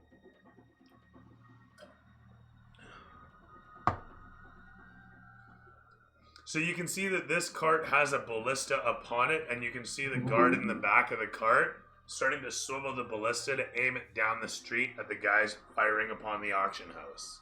Oh, okay. So they're with us then. All right. They're responding, yeah. Do I notice now that the giant is moving stage left Yeah, or stage right? 100%.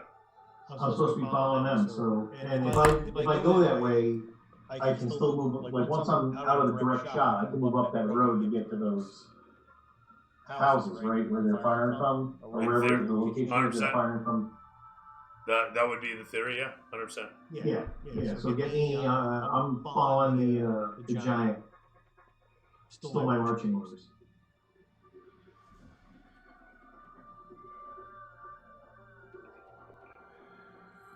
And once I'm out of the line of fire, I'll make another decision.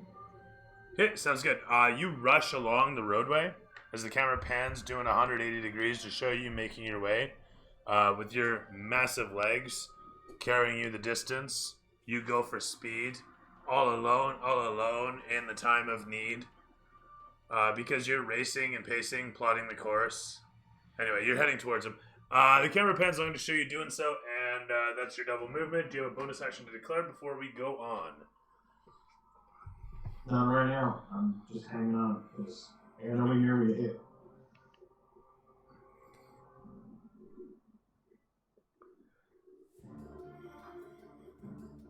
Very good, sir.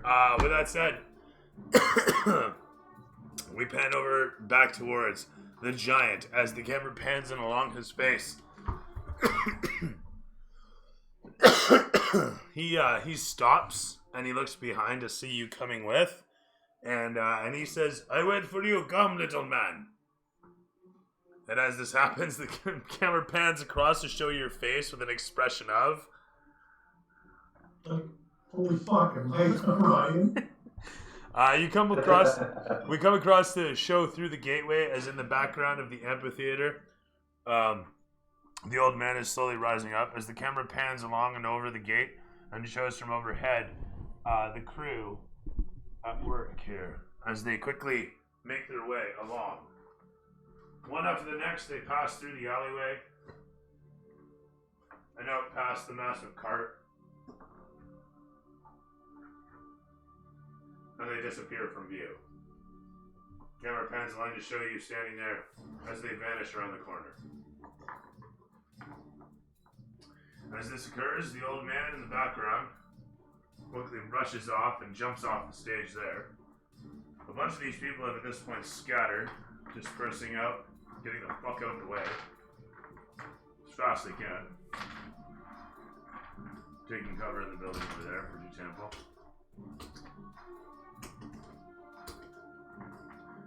And Raffaello here has taken cover alongside Asuka and is calmly smoking away. Next, this fellow is hiding out in the outhouse.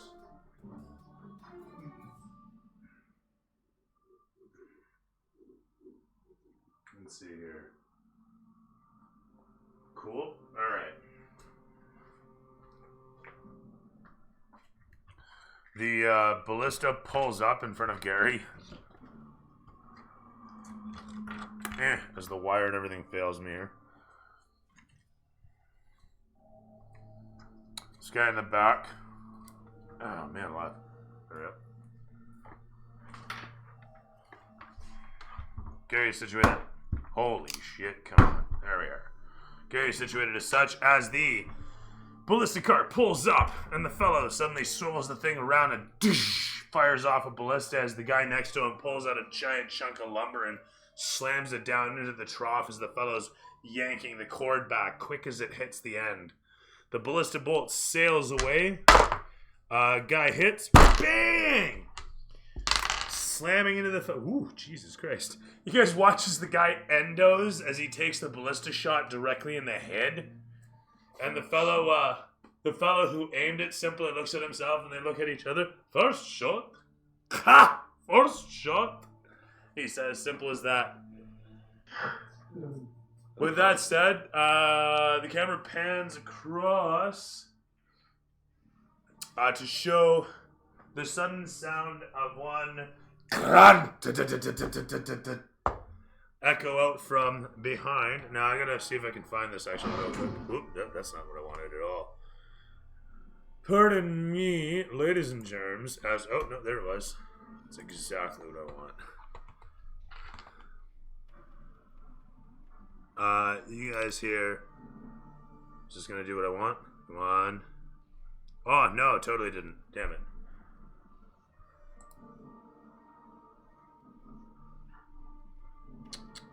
Just doing all the wrong things. All the wrong things. Alright, there we go. And then sort of. Come on. Give me what I want. Please. Alright.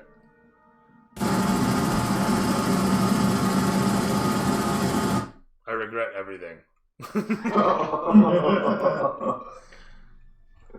As it were.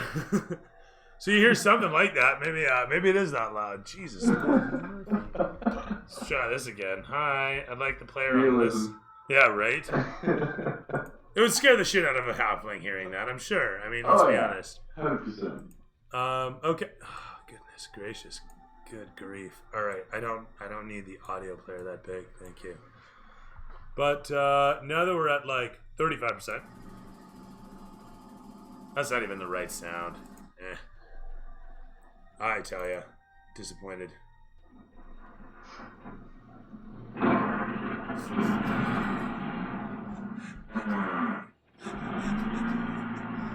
You guys hear this on the other side of the alleyway, or at least Orion does. Something fires to life.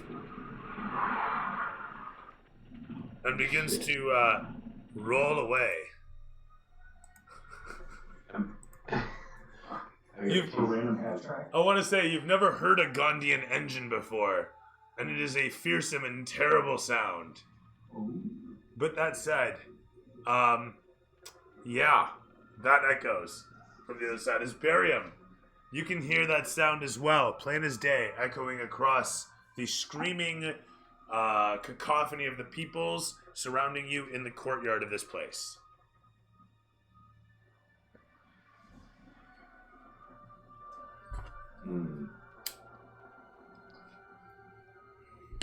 What you gonna do, Barium?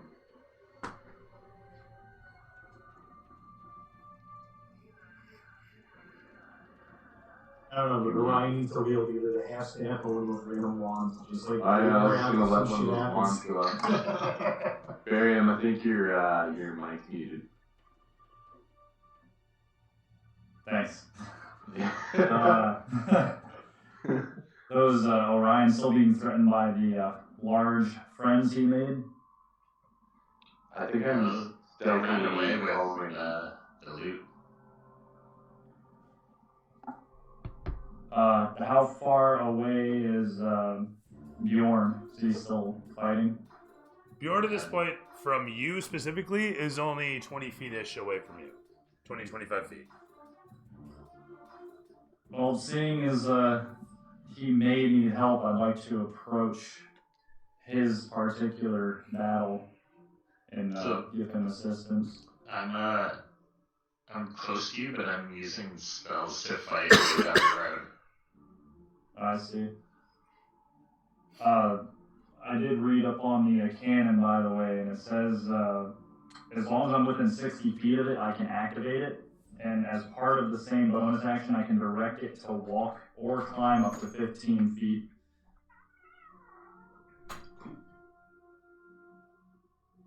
That's useful. Sure. Does Barium know the sound of that engine? Like, does he know what it is? He would Not recognize the sound. without. He would I wouldn't recognize the sound of a expect- Gondian engine, but he has no idea what sort of engine it is. Okay. He just knows that there's something Like like mechanical. yeah, over there. Okay.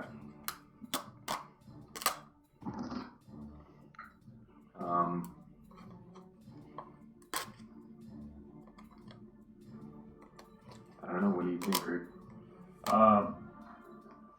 So did everyone else leave? Is it just you and Bjorn left here?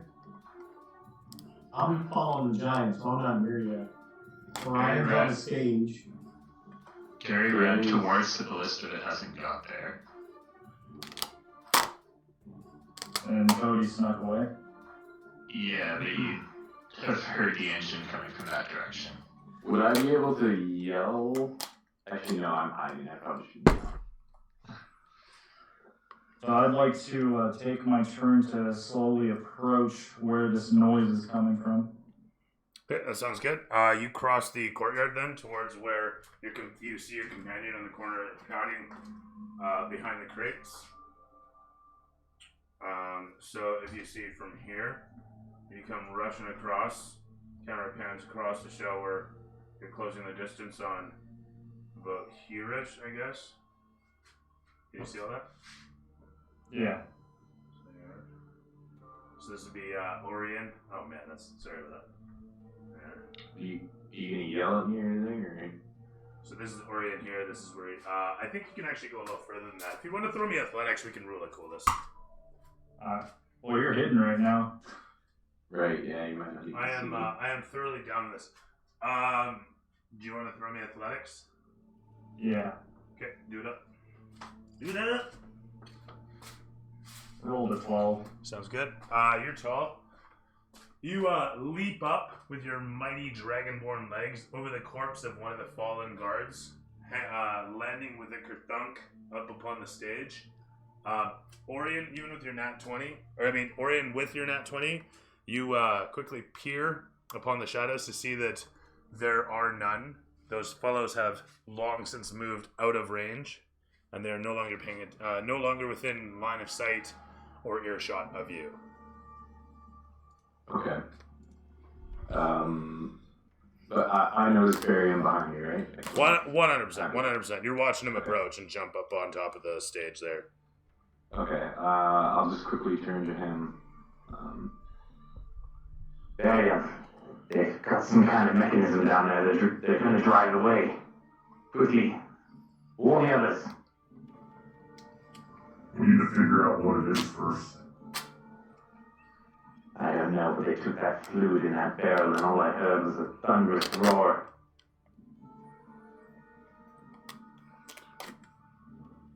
And with that?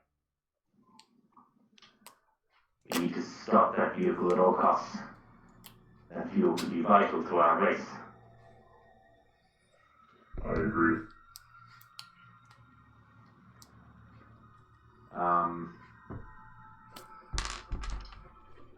Am I okay? So is Rick or Barry? Is Barium out of movements now? Barium is out of movement, and and he has no action. He has a bonus action. Yeah, I'd like to use that bonus action to command my turret to walk towards us, to sort of like follow me. That sounds good. Although with one missing leg, it probably can't go its full 15 feet like normal. It's a coat of paint. It still has full mobility. Maybe. What if you got it to move out to try and block the path of the vehicle?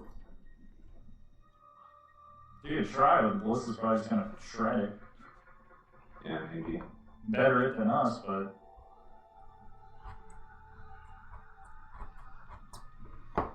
Okay. So? Is yeah, I just want Okay. Sorry. I was gonna say I just want the turret to march its way over, following me. Oh, following you? Yeah. Sounds good. The camera pans across to show this happen, and there you be. And with that, Okay. The camera's going to go from you to Orion next to you as it zooms in upon to show the pair of you situated.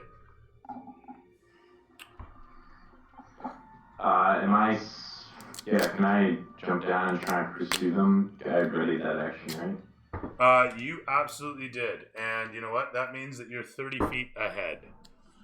So we'll get you there in 3, 2, 1. Pardon me, actually. I'm going to do something funky that I just thought of doing. No worries.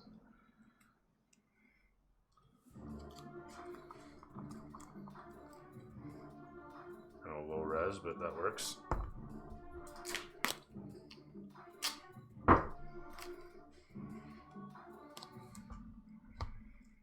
shit! Easy.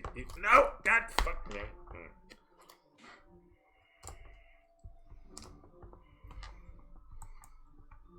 Well, that didn't work the way I wanted it to at all. Not enough. All right, well, sort of.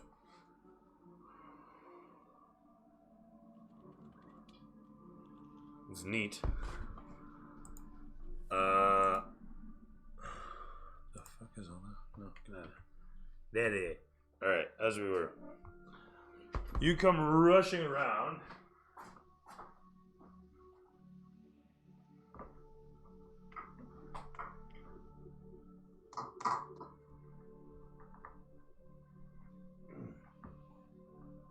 I'm gonna do a stripper. More universal bonding strip. Alright.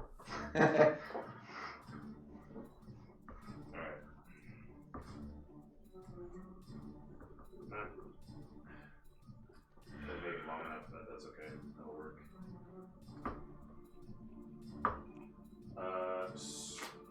Okay. Being pedantic. I can't help myself. Alright, as we were. Boom. Your dude was rushing in alongside as the camera tracks you overhead, making your way through the alley for the 30 feet. And as you do, fucking microphones. Alright, as we were. Camera pans over a large cargo cart to show the guards and everyone be like, "Yo, bitches, we out!" And you see Axe Boy in the back of the vet that's about to take off. Isn't that sleek? That's awesome.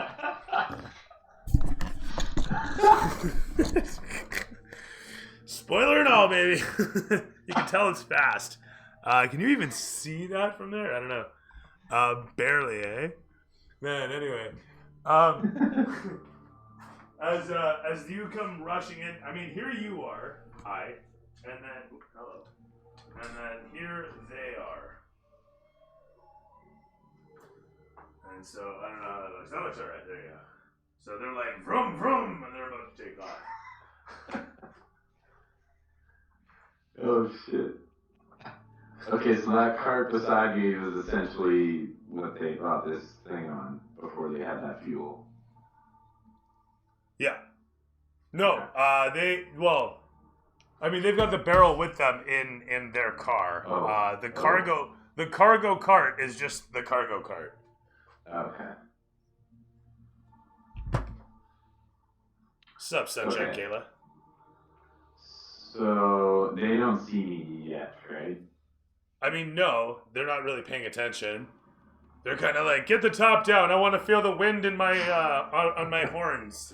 You know.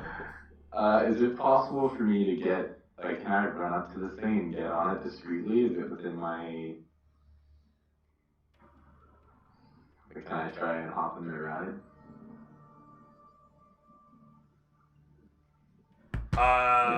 Make my way downtown, you know? Yeah, you totally can. So how do you want to do this? I'm sorry. What risk are you taking? I want to run up to this car while they're, you know... Like, are you going to try to jump under the car or onto the back of the car? There's onto the back. Okay. Kinda. There is a spoiler. Yeah, there is a spoiler. So, I feel like I could do it. I'm a little tiny gnome, you know. This thing's kind of like a dune buggy of sorts. Okay. So it's a little. roll bars to grab onto. And... 100%. But it does have some plating, so you won't be perfectly visible either. Okay. Yeah, so could I do that? Can I do it like stealthily though? You can roll me stealth at disadvantage. You know what? You can just roll me stealth. They're really distracted. They don't expect someone to come running and jumping up onto their frame. Okay. I rolled a 13 plus 7, 20. Yeah, that's a good roll. That's a fine roll. And with that, you go rushing in like action superstar, closing the distance and jumping up onto the back of the vehicle. As you grab a hold of it, the suspension doesn't really adjust much, seeming to have already been bottomed out by however many dudes are in there. Holding onto the back desperately, the camera pans down to show the lot of the dudes as they start to peel out. You holding on for dear life as they do so. Shit. What did I do? I'm the only one who recognized them. As the vehicle starts to immediately weave left and right, moving through the tight alleyways behind, I need you to make an athletics check to hold on for dear life. No. You've got adrenaline pumping through your system. I give you advantage on this roll. Okay. You've never felt anything like this before. Okay. First roll's 11. Total? And 14. Yeah, 14 total is my highest roll.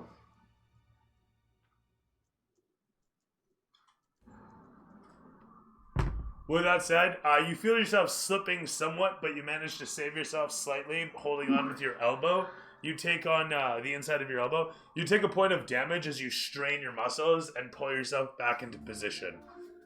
The machine rumbles and roars as the fellow manages the throttle moving through the turns. Not the most subtle approach to any sort of robbery, to be sure. As he smashes through... In the rear? Sorry. No, by all means, he just smashes through some shit that's in the alleyway and continues to roll along. You were saying? Is the engine in the rear of the vehicle? Like, am I near the engine, or is it in the front? It's oddly enough, as you look upon it, it is in the rear, housed in an encasing, and then has a bunch of structure holding out with the plating where you're sitting. From there, it's got a whole bunch of piping leading out. In short, it looks like a very robust set of cooling systems and exhaust systems. As let's see here. Do I see any like serpentine belts or anything? You don't see anything revealed on this thing, no. Okay. It's all pretty encased.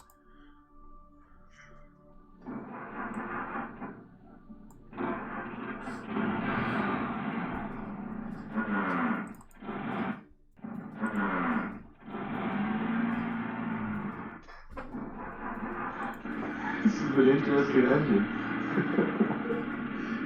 Easy tune-up.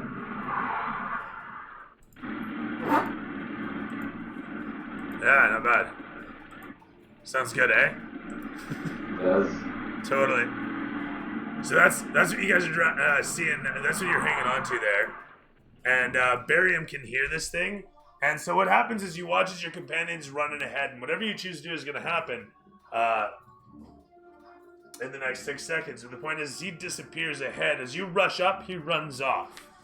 Right? You're running up to the stage as he runs over the this slave cage, and runs disappearing down the alleyway. And you hear this roar of an engine coming from yonder over here. So you're facing like this. He disappears this way, and you hear heading off this way. And I want to just say, you insight for the moment as this happens that the alleyways of this particular location work such that they're going to come out to the main drag behind you outside the main gate. There's no other way that they can go from there. Mm. You follow? Okay. Yeah. Barium? Yep. Cool.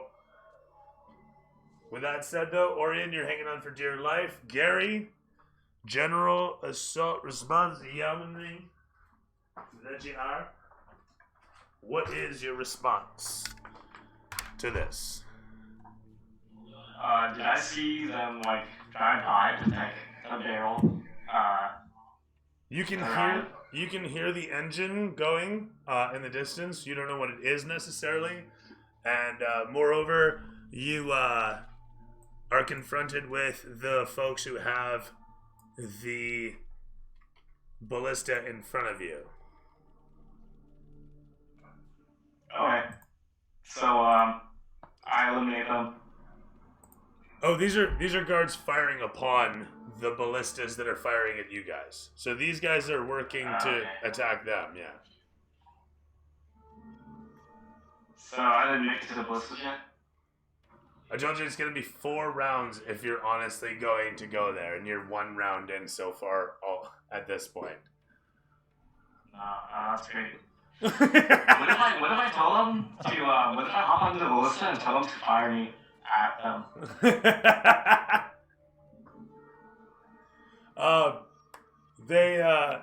They look at you and say, we can drive you to them.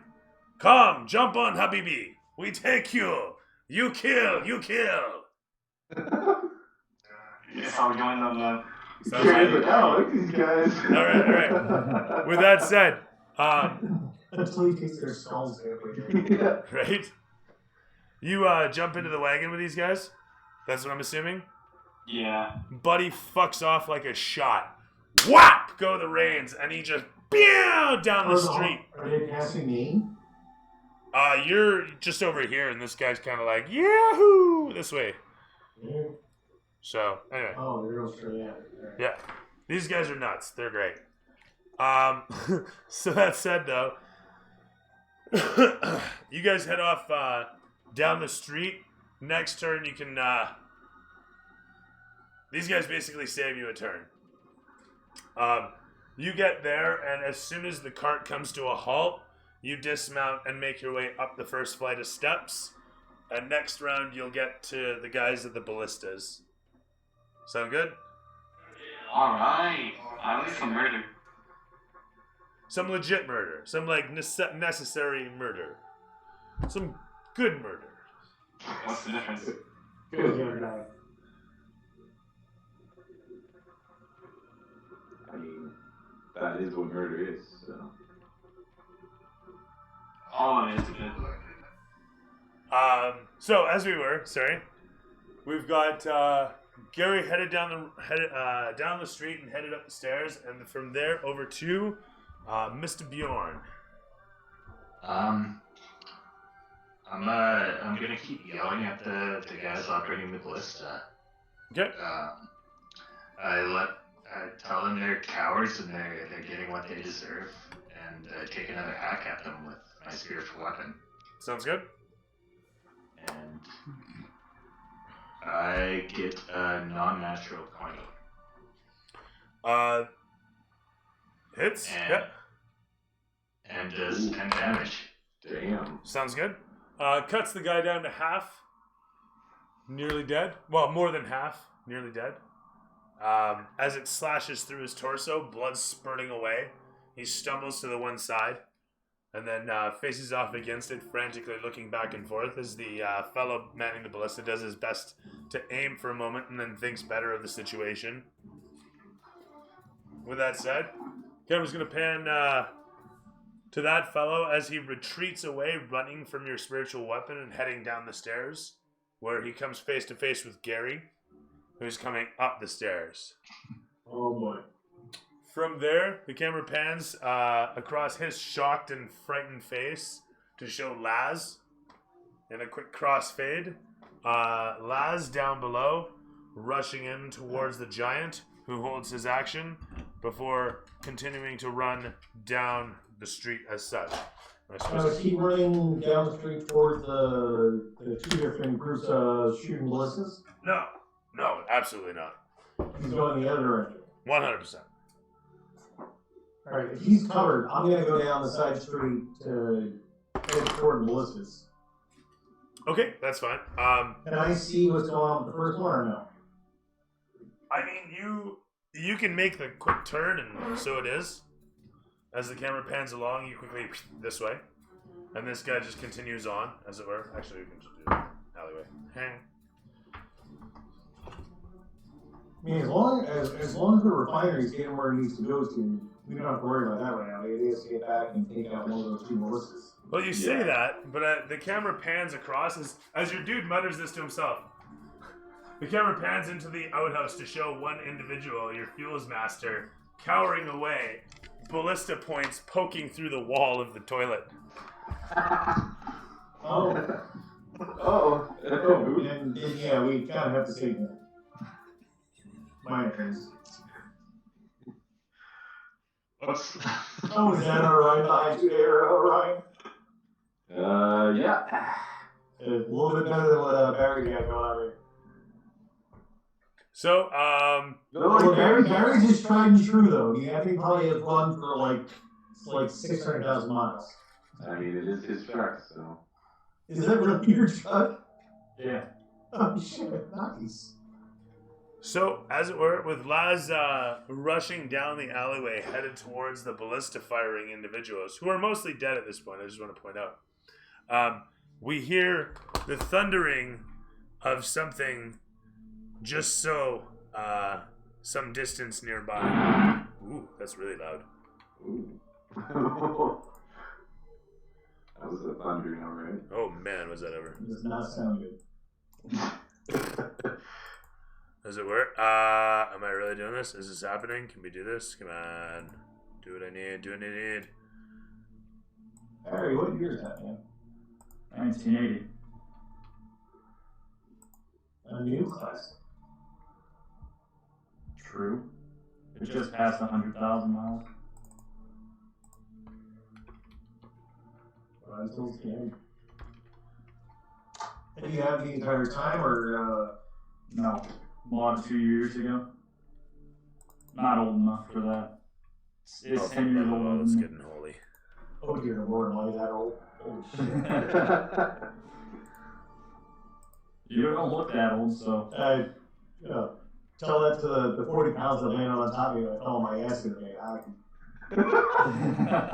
It's just funny because it was literally the coach, the ref came over. He's like, "How you doing, buddy?" I was like, "It wasn't me that was hurt. It was the extra 40 pounds, like picture falling and having a cotton bag fall on top of you. Like it sucked balls, man."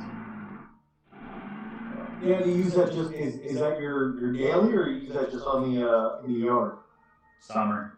Yeah. Summer driver. Pavement Princess. Those Ohio winters, you know. Oh yeah, you get like 6 months of it. Are you in Ohio? Yep.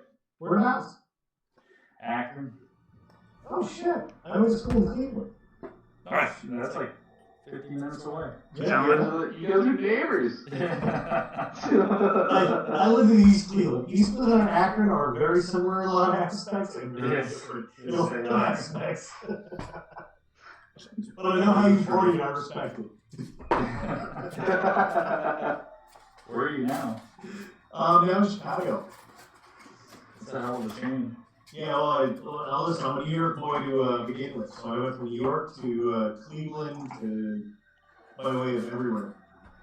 City to city. New York to Cleveland, Cleveland to Detroit, Detroit to Cleveland, Cleveland to DC, DC to Munich, Munich to DC, DC to Baltimore, Baltimore to Chicago. Jesus. Yeah. A little bit everywhere. Okay. As these guys are ripping Alright. along, my man, I need another athletics check to hold on. Oh shit. Of course you do. Okay, alright. Yes. I don't happen to get another advantage on this, do I? Unfortunately, not. Has anybody got some inspiration? I'll roll first. I'm gonna go piss. I'll be right back. I want to see you take it. Oh! Come on! 7? I was gonna give you inspiration. I was gonna be like, come on, man. I mean, you still can. You still can. You can still inspire me as I'm sliding I off of don't have that ability. Well, no, anybody can. I think your Julie does one inspiration per player that you can give out. Yeah. Oh, I want to inspire you to Thank do you. great things in life. To hang on to this fucking car, right? And also, to, maybe you should take cover on this next turn. I want to assassinate you dudes on this thing. You might want to take cover. Oh, for fuck's sakes. Ah. Oh shit. Okay. The So 7. we get. The 7. Game with the 7. Do you think he'll let me? I mean, it's not a critical. Maybe he'll just slide. Maybe.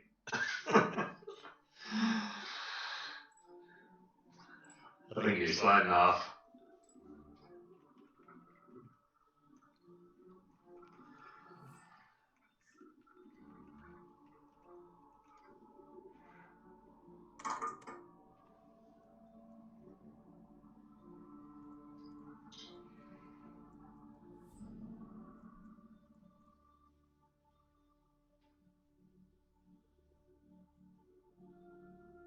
Really know Ohioans? I feel like I run into people all the time from Ohio.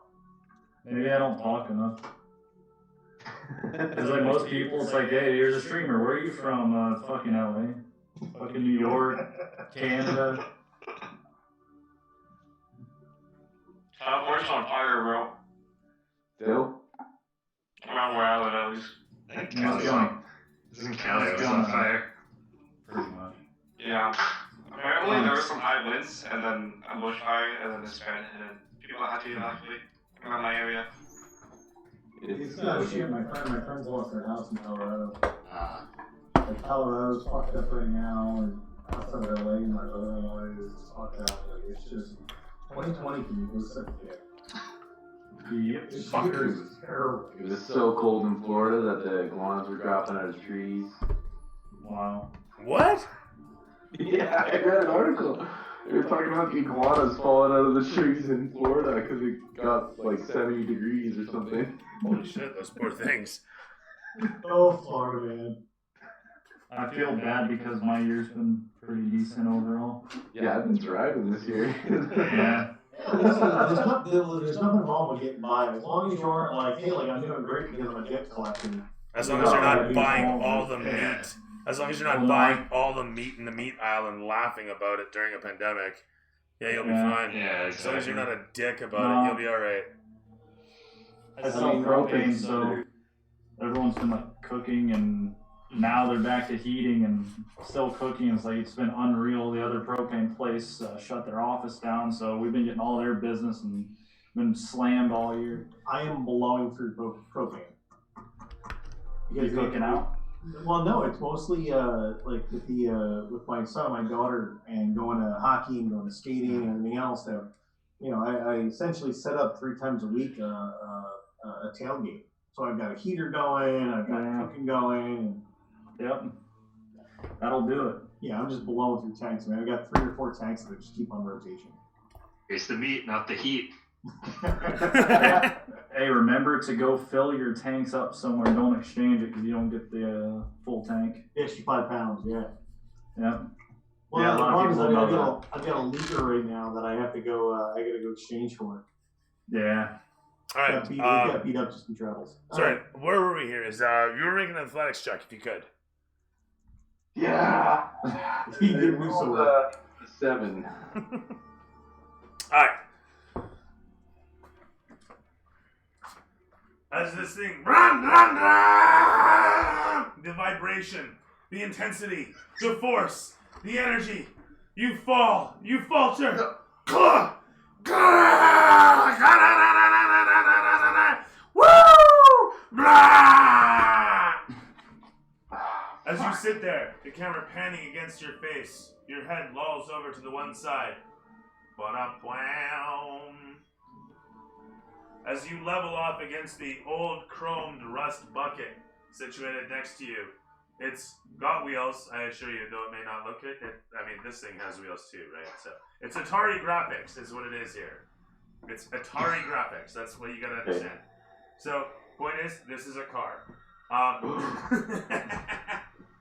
As you look over its sleek form, aged and weathered by so much sand, forgotten by the wastes of time, but once this proud machine roared. Once upon a time, this proud chromed unit screamed, "You're assured." As you stand upon, 6 seconds is a really long time for some reason when everything's really dramatic. As the camera lowers down against where you're situated and then pulls back to show the rest of everyone around as you. What do you do?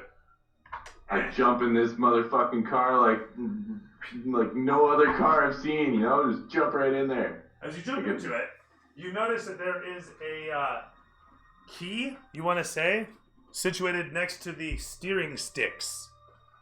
The steering sticks, okay? Okay, I'm gonna turn that key. You I'm do gonna so. turn it, just give her. And as one might imagine, something springs to life inside. Something loud, something furious springs to life underneath you. Something loud and proud. Smooth and beautiful. As it thunders to life and vibrates under your ass, you look around for a moment and you see another lever that you recognize. If you remember correctly, these things have a brake and steering. And this one over here, you're pretty sure these pedals do something. And there's this stick over here that does something as well. Okay. It is my turn right now, isn't it? It is 100%, yeah. Okay, I'm gonna pursue them. I'm gonna just hit the pedal that I think's gas and just push forward on the You do so. sticks. And sure enough, the whole of the machine lurches forth as you press down on one of the pedals, and the whole of you holds on for dear life as you do so. Thrust into the seat as the whole of it lurches forth. Camera panning along as you zip through the tunnel, flying forward quick as you did not expect. And as the camera pans along to show these guys just on the other side in a quick frozen moment, we find ourselves aloft aside where Gary is now rushing up the stairs, if you remember Gary. Gary? Yes. Gary?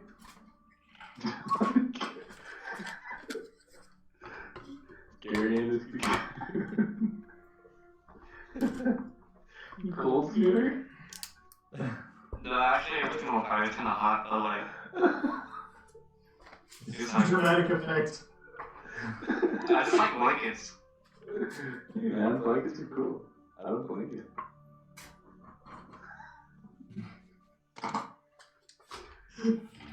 He's like a burrito. Very dead burrito. Soon he's gonna be a butterfly. Alright, so as it were, Gary. Just needing some stairs there. So there's stairs leading down on the other side. You'll just have to use your imagination for those if you need a marker. There you go. The soldier that I mentioned earlier. Actually, he's not a soldier, he's just a ballistaman. There's only one of them? Yeah, it's just the one dude. Comes rushing down towards where you are. So this guy came rushing down the stairs like so, and he came face to face with you, as I mentioned last turn. This is approximately where you've ended up coming up the flight of stairs. You end up at the top of that said flight of stairs right there. Make sense? And then, of course, up the stairs here is the rooftop where the fellows are with their ballistas. Excellent. Alright, so I guess I'll start out murdering that guy. That sounds like a plan. Why don't you roll me the murder die? What's up, Ricky? I got 21. 21 Alright. will For smoke like a him. hit. Yeah, that's a hit. Mm. That is a hit. Did I roll 7 for damage? I would like some damage of a fashion. What are you hitting him with is the real question. I hit him with a longsword. Sounds good. You come rushing in towards him with your blade readied.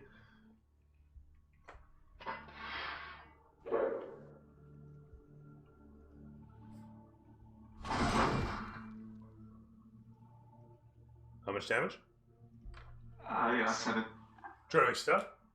As you stab upon him, he tries to dodge to the one side and successfully manages to avoid the brunt of the strike.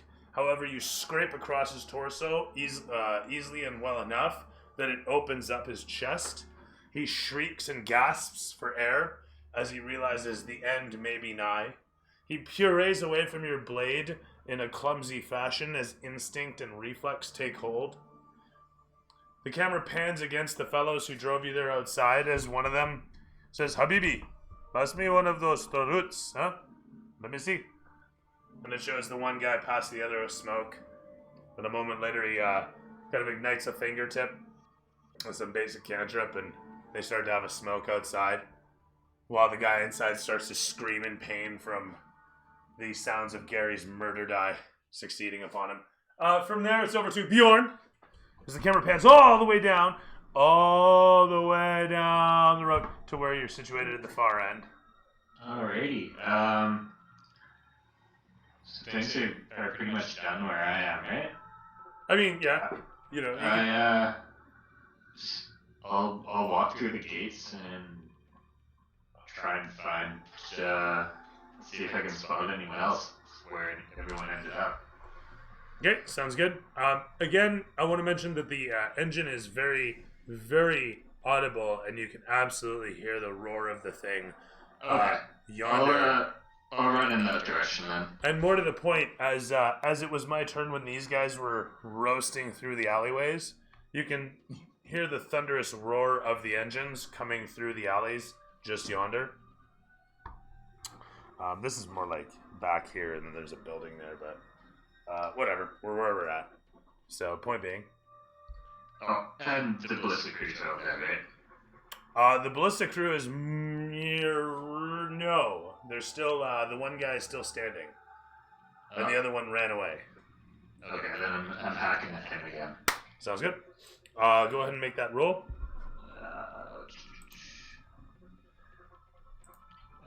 13. Okay. That is a hit. 100% a hit. And 7. And that's going to cut him down. Very much so cut him down. We're going to fix that. Oops. As you will the arcanic blade, it swirls about through the air and quickly cuts across him. The body slams into the rooftop overhead Gary. A bit of stone dusts down from overhead. And the camera pans from Bjorn's face, showing an expression of... coward. And then I start running towards the noise. Sounds good. With that said, you turn towards the tunnel and make your way towards it.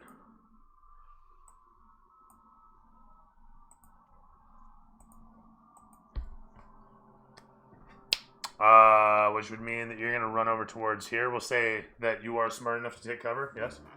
Yeah. Right.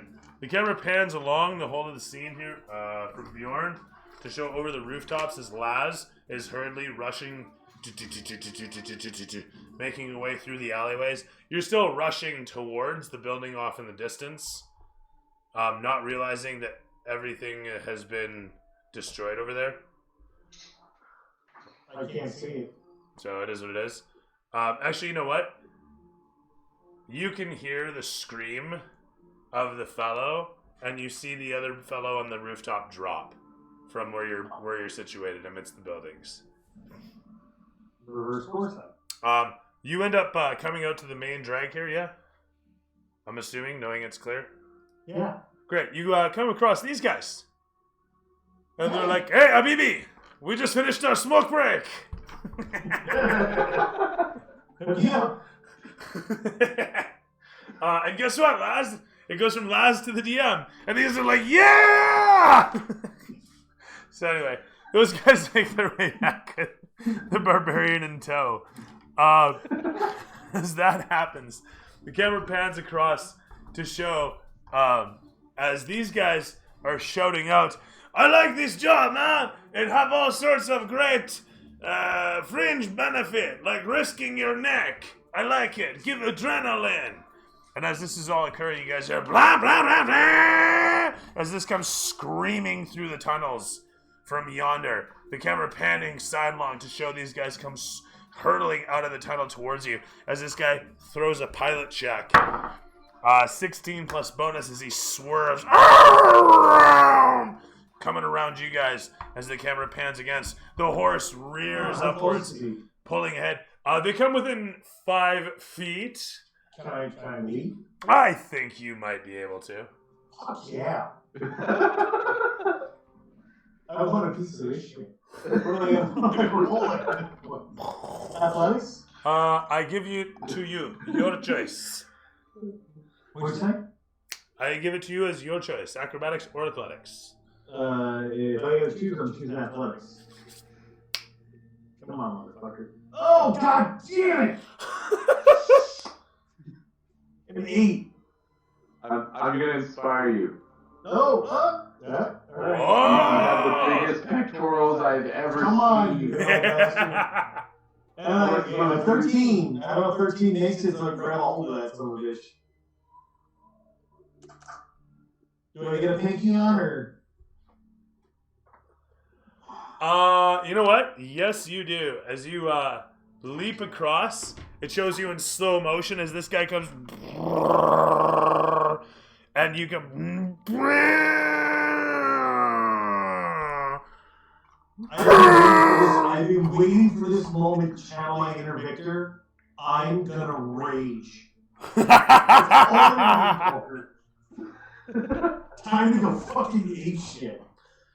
As this thing goes rushing past, the Hulk leaps into the back, and as you catch a hold of the spoiler with your feet and hunch down into the cab, the spearsmen look up towards you as they untelescope their spears and lock them into position and spin them around for you. As you get ready for action. The whole of the machine continues to scream down the alleyway as the camera pulls backwards to show this guy pulling around his ballista as fast as he can, and he yells at his companion again, Habibi! Horse, draw it around! We must go! These guys start to turn the horse around. The camera pans across to show the whole of the scene here as the guards are dispersing somewhat, seeing what's happened in the distance. Camera pans past Bjorn, and then finally comes to settle in on the other side in the tunnel, where Orion, the wind in your hair. Oh, hang on, no, sorry, my apologies. No, it's not about you yet, Orion. Nope. It's all about our favorite Dragonborn. Still my boy Varian. That's right. And as the camera pans in overhead to show you on the stage, as all of this is playing out all around you, you watch as the door opens up on the outhouse, and the fuels master walks out. He's got a bit of toilet paper stuck to his foot. I should say toilet parchment.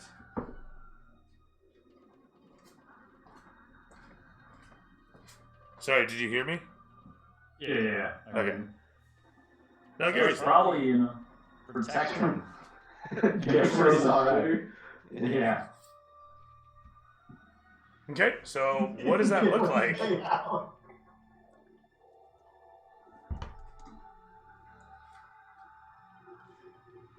I guess I'm just gonna choose to run over and make sure he's alright and offer to bodyguard him.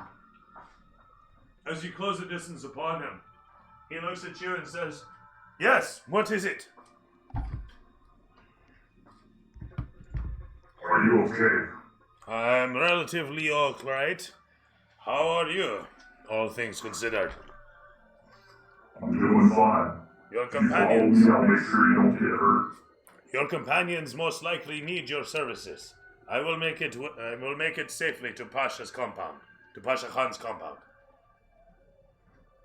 Alright. I'm just gonna continue towards the ruckus. He says, "Go with great fortune, and know that your dungeon master would not turn this into some bastardized escort mission." At which point he's like, "I am a big independent man," and runs off. You head off towards the gate there, easily passing through it in one movement. That is where you end your turn, unless you have a bonus action to declare him a man. No, I don't. Okay. With that said, these guys eye upon you as they look over towards the camera, panning along to show the rip-roaring engine as one Orion Triggerfinger comes hurtling down the tunnel.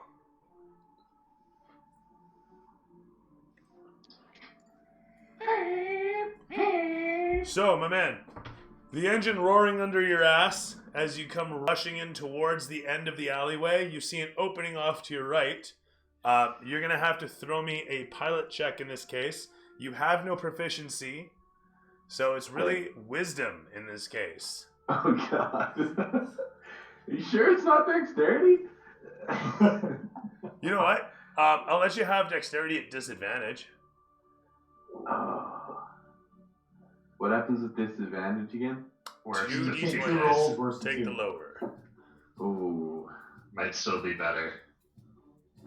Yeah, I'm gonna take it. I'm gonna take that. Let's hear about it. Ooh, Come on, it could be good. First roll's a 22. Ooh. It's gonna really hurt when the next roll's a 1. Don't jinx it. Don't jinx it. 11. 11 total. Yeah. As you wrench on one of the levers as hard as you can, the whole of the machine grinds as the wheels spin, and holding the throttle just so, you manage to swing the ass end of the vehicle around in the dirt. As she swerves just slightly, you bash into the wall for a moment and then careen forward as the car accelerates forth through the tunnel, its engine roaring and echoing around the stone, loud and deafeningly loud in your ears. As it pans low, the roar of the machine echoing all around, you come hurtling into the courtyard outside the place. As you see in the distance, your quarry escaping down the distant alley. And as you do this, that's your movement through a turn. Okay. You can move again and catch up to these guys as they continue to get away here. I can move again. You'll be passing by your companions that you can see Bjorn just yonder, like for example. He's raring to jump. You can just see his thighs tensing as he's ready to leap. Okay. Okay, so Bjorn's near me, right? And Barium's still pretty far away. You took quite the ride. Do I continue on? And then that guard's turning around, right? It's in the midst of He is, as a matter of fact. carriage around. Bjorn, do you want me to wait for you? It's your call. If you do, I'll probably try and jump, but there's no guarantees I land on it anyways. If I do move, you're gonna try and jump? If you move, I probably can't get to you. Okay. Would be my guess. Okay. Okay, I'm gonna, okay, I'll wait for Bjorn.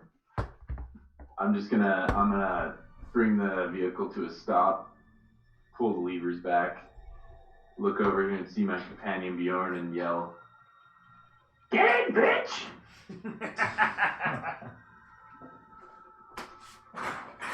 The call of the wild goes out.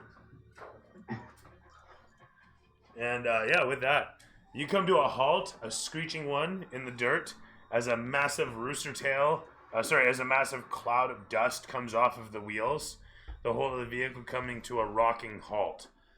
Screech as such. From there, the camera pans to your face. You still have technically an action.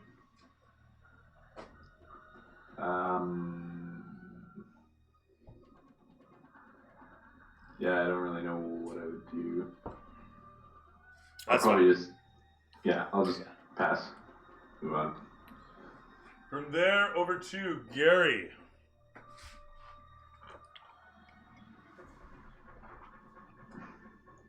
Yes. Oh, this guy, right. On my turn, I didn't even do anything with him. Sorry. Just real quick.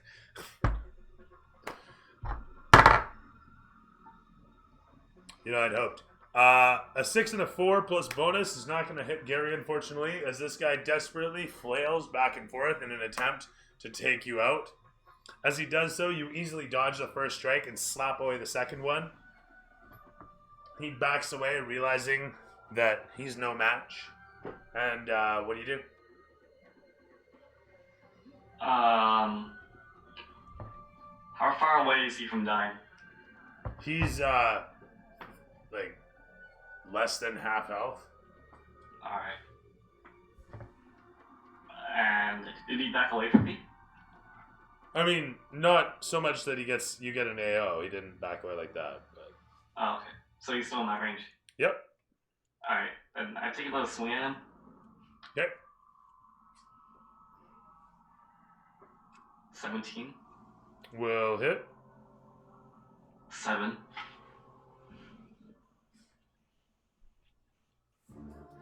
7 more damage will end him. As you stab through. Hello. Where's that? He gives out and that was a really terrible pitch scream. Jesus, why? Why was that so high? Anyway, he drops. As you pull the sword from the fellow, he falls to the floor simply, in a puddle of goo forming underneath him. He expires moments later. Anything else to declare, sir?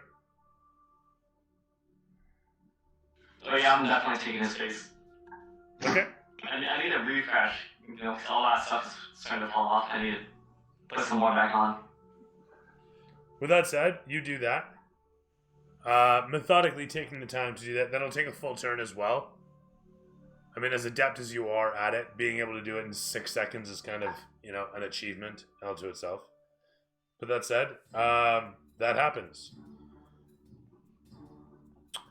From there, the camera pans across to Bjorn once again. My man Bjorn, what do you do? I run and jump in the shotgun seat.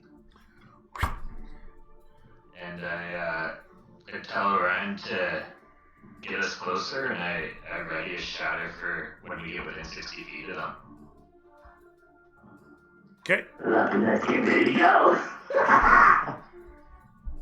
With that said, He can't see over the steering wheel. That's great.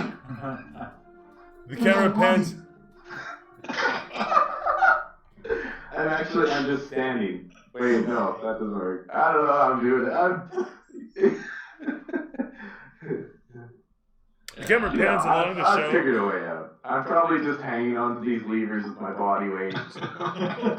All 69 pounds thrusting forward and backwards. Man, this piece of shit pissed me off. Turn on, you fucking thing.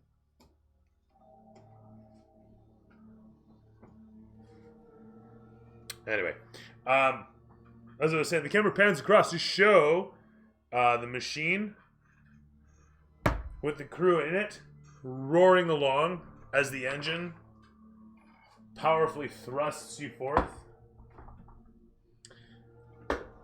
And we should actually change this, because this is just the wrong music now altogether. Where is the Fast and Furious when yes? Right here.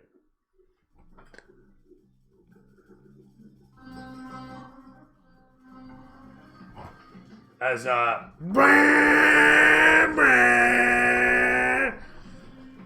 camera pans in close upon where the massive hulking figure is situated with the crew.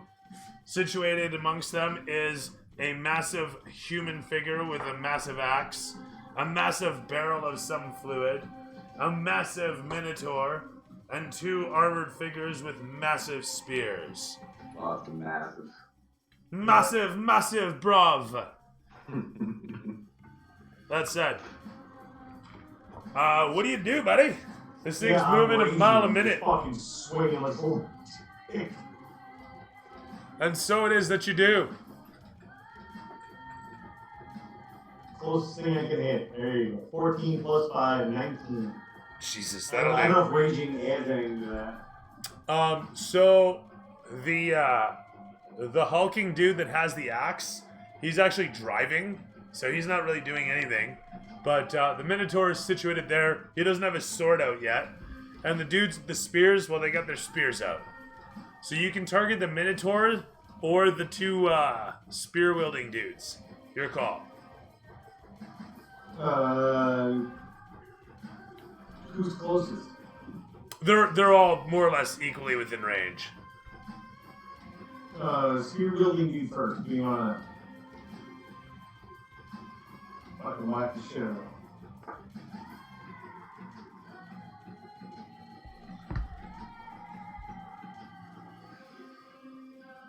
Hit? Sorry, how much? No, I said dude, hit? How much did you roll? Sorry. Oh, no, I didn't. I didn't hear that part.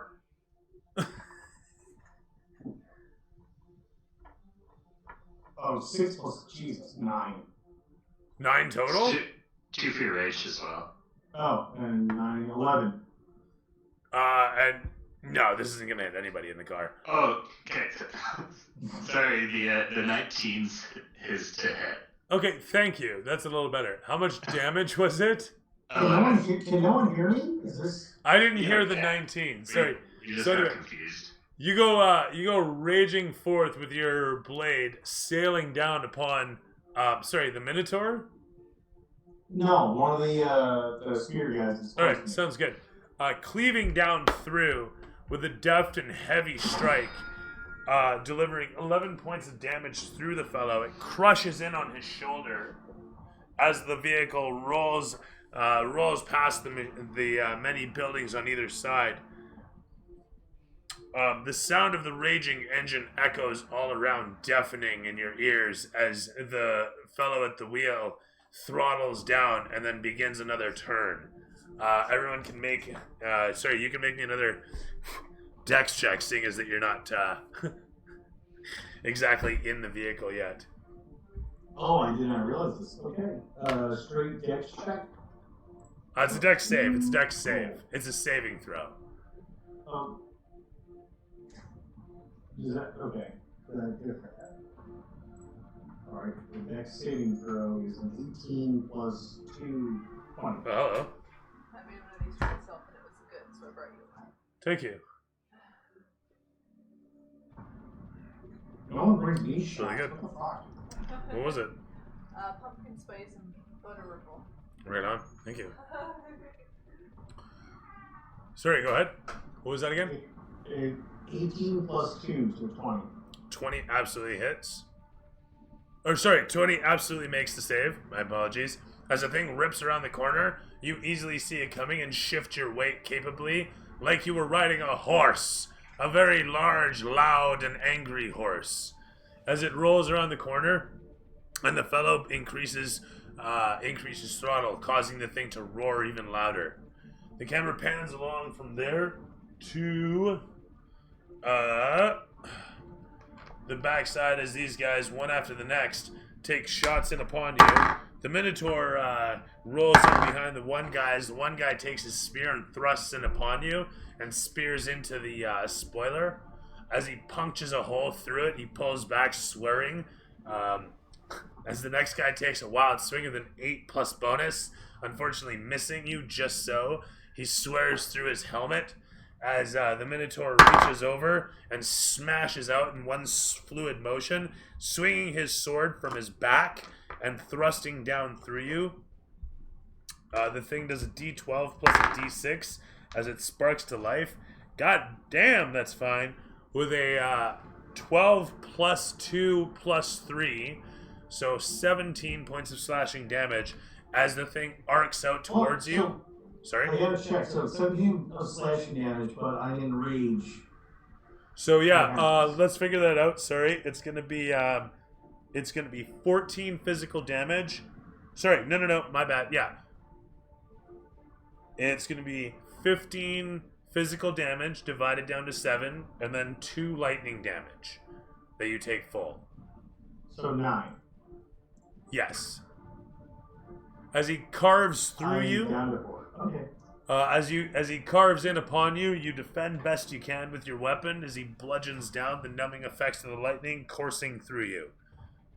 From there, the camera pans against the fellow at the front. Kill him! Get him out of here! We got what we need!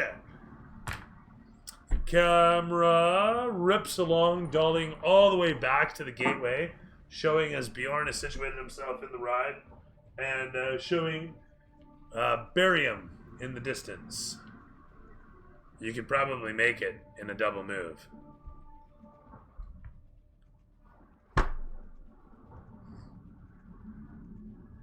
I'd like to keep approaching. Okay, do you want to run into the vehicle? I'm assuming so. Oh, yeah. Alright. Done. Double moved.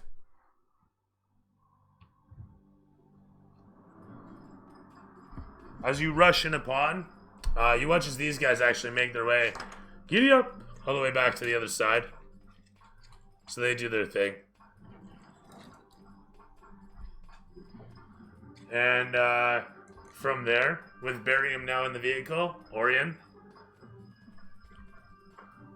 the camera pans in upon your face as you what?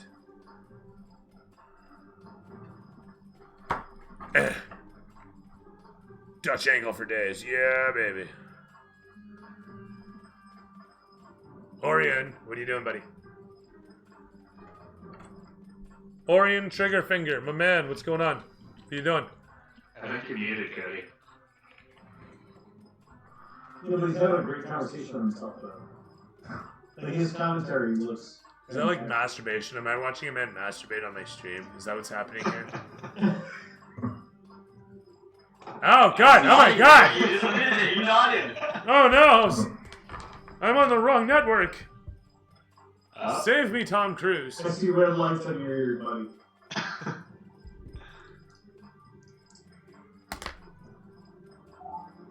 Did you get the porn stream after up with your gaming stream? I saw a lot of this going on. Yeah, people are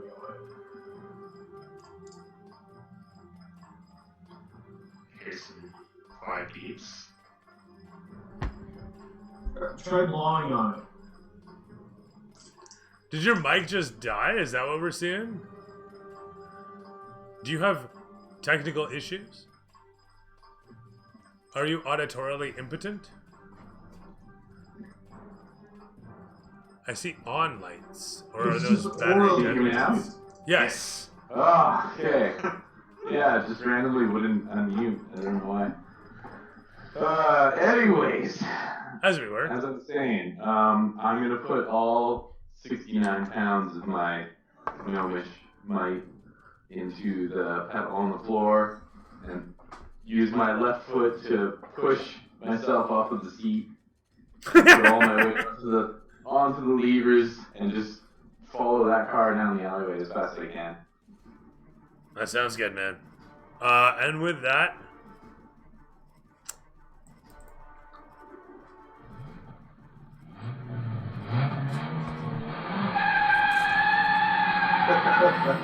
That was good.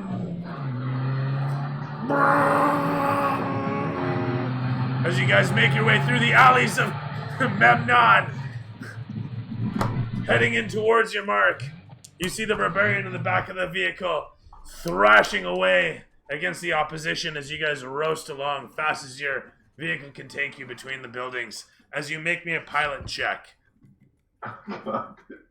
Okay. That was Dex at disadvantage or wisdom?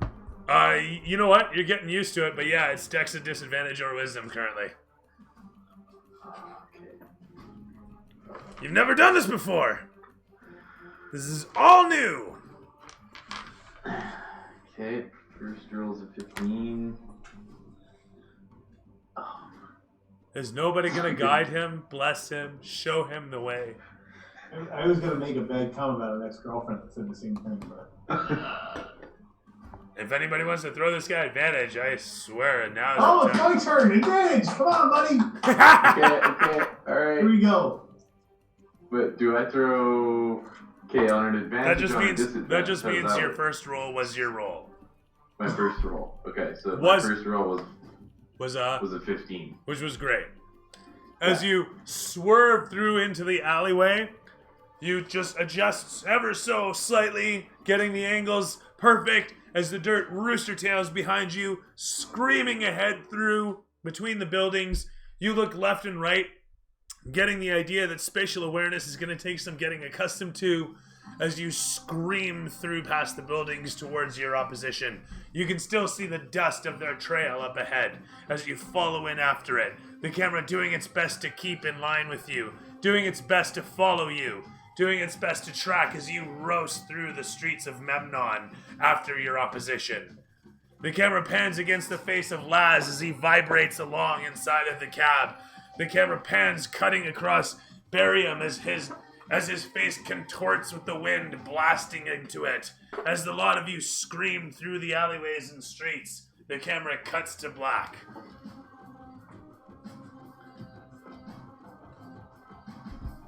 Holy shit. Fast and Furious shit going on now. Yeah. Gary, you're gonna have to jump off the roof into the back. Where the horse. As the friendly horse. As the credits roll, I am down to 4 hit points, and number 2 is, if this is a preview of what's gonna happen in the Great Race, this is gonna be fucking awesome. Yeah. But I have to not die before this. Fucking help me. As the credits roll, Like I was used to, before this, we were in a campaign and we had Victor, and Victor just like, all I was like, I'm gonna rage, and everything's great, and all of a sudden, I'm like, I'm gonna rage, and you got 12 hit points of damage. What the fuck? Yeah. Yeah. Yeah, I'm rethinking that prepared shatter is gonna just murder you. Yeah, it's alright. I've died before. so Cody, what'd you like? I like the fucking cars, dude. Those things are awesome. I liked how you kind of threw us off a little bit. You like made it seem like, oh, we're just in this auction. Like, you know, we've been pretty quiet the last few sessions, not too much combat. And then, you know, just as soon as, you know, oh, okay, we got what we came for, we're about to leave, and all of a sudden, boom, like shit hits the fan, and then you incorporated like the guys that we ran into at the pawn shop and all that. That was cool. I really like that. There's a payoff, eh? Yeah. We're done. Snooter, what'd you like? I like that I got a boost from and then after taking the turn to walk all the way over to the tower. But kind of a little disappointed I couldn't hop on the for me to get shot all the way over. Oh, yeah. So during the credits, actually, it cuts to show the guys sitting in the cart smoking outside the building after you kill the dude, and then I don't know. There's like a montage of you jumping out the window and landing in the cart, and then they race off down the alleyways. So you're in the cart with the horseback guys as they're smoking and telling you to man the ballista. That's how they. So that's what happens with you anyhow in the after credit scene as you guys go hurtling past through the courtyard, running over the for sale sign that nobody saw attached to the back of the car that Orion started riding.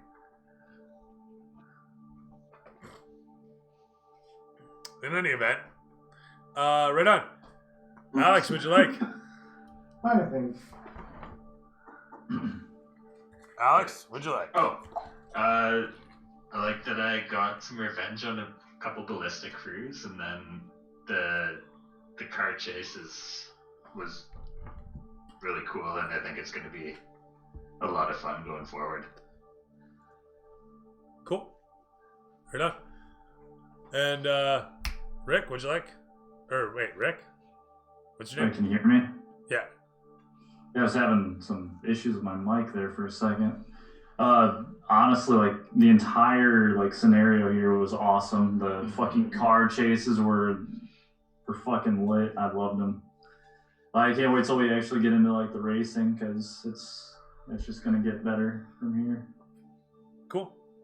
I like that I got the pacing down. I like the set piece. I like that it worked out exactly like I'd hoped. I went into this with a plan of what I wanted to deliver, and it more or less went off exactly like I'd wanted. Bonus points for the distractionaries, where you guys thought that it was an assault at the front gate, and then you see that it's a couple snipering ballistas from the distance. And then, of course, the real assault is coming from the back. So, you know, this tactical robbery that's occurring. And then, the fact that you failed the test was perfect where it happened. I was going to say, as you go ripping past, you see another vehicle there, but it would have been up to you if you wanted to do that. And then I would have had to, like, make a reason for it. If you had not stopped for that, then it would have been a matter of making someone either aware of that vehicle somehow, or using the horse cart brothers here. So, one or the other. But I'm glad everything worked out the way it did. Everything worked out absolutely perfectly. So that was great. Fun session? Very fun, Yeah, yes. sure.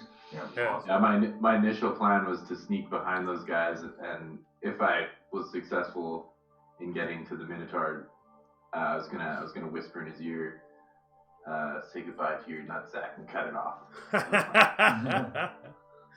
Yeah, no, I'm looking. I was looking. It worked out in a way cooler way. There's nothing scarier than a halfling with a ball obsession.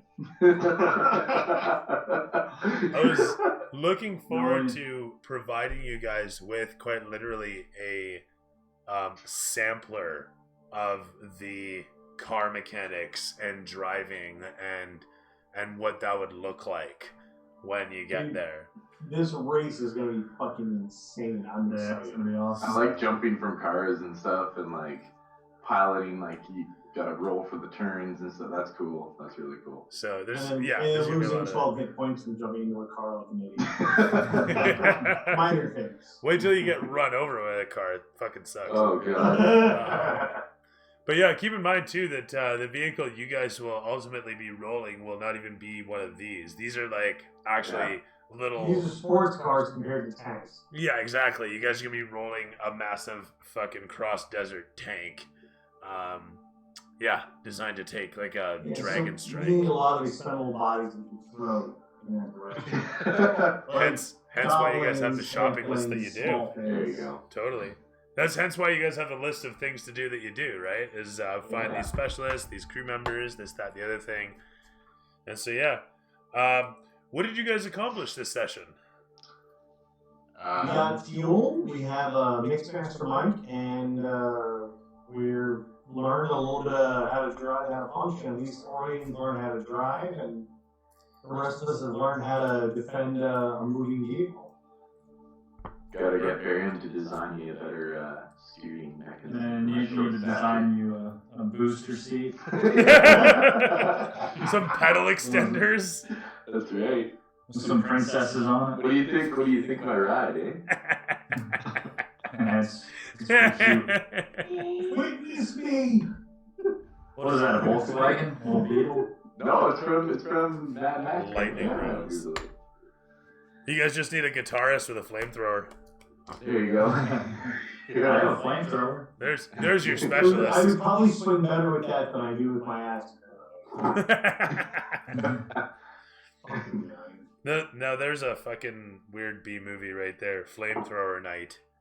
You know, he doesn't fight with a sword, he fights with a flamethrower. Just do like, seriously, medieval England, and this guy pulls out Excalibur, but it's a flamethrower. Oh my god. I don't know. Seems like it'd be a fun concept. That'd be cool. Fun little bend. More explosives in the campaign. You know what? I agree. I do need more explosives in the campaign. I need more pyrotechnics. But, you know, all in due course. It'll be good once I'm finished with the set piece that's under here, and then we can get back to the desert so that I can actually light shit on fire. Right. By the way, Julie, I know that I owe you one, so if you find a good 3D piece for me to print, let me know.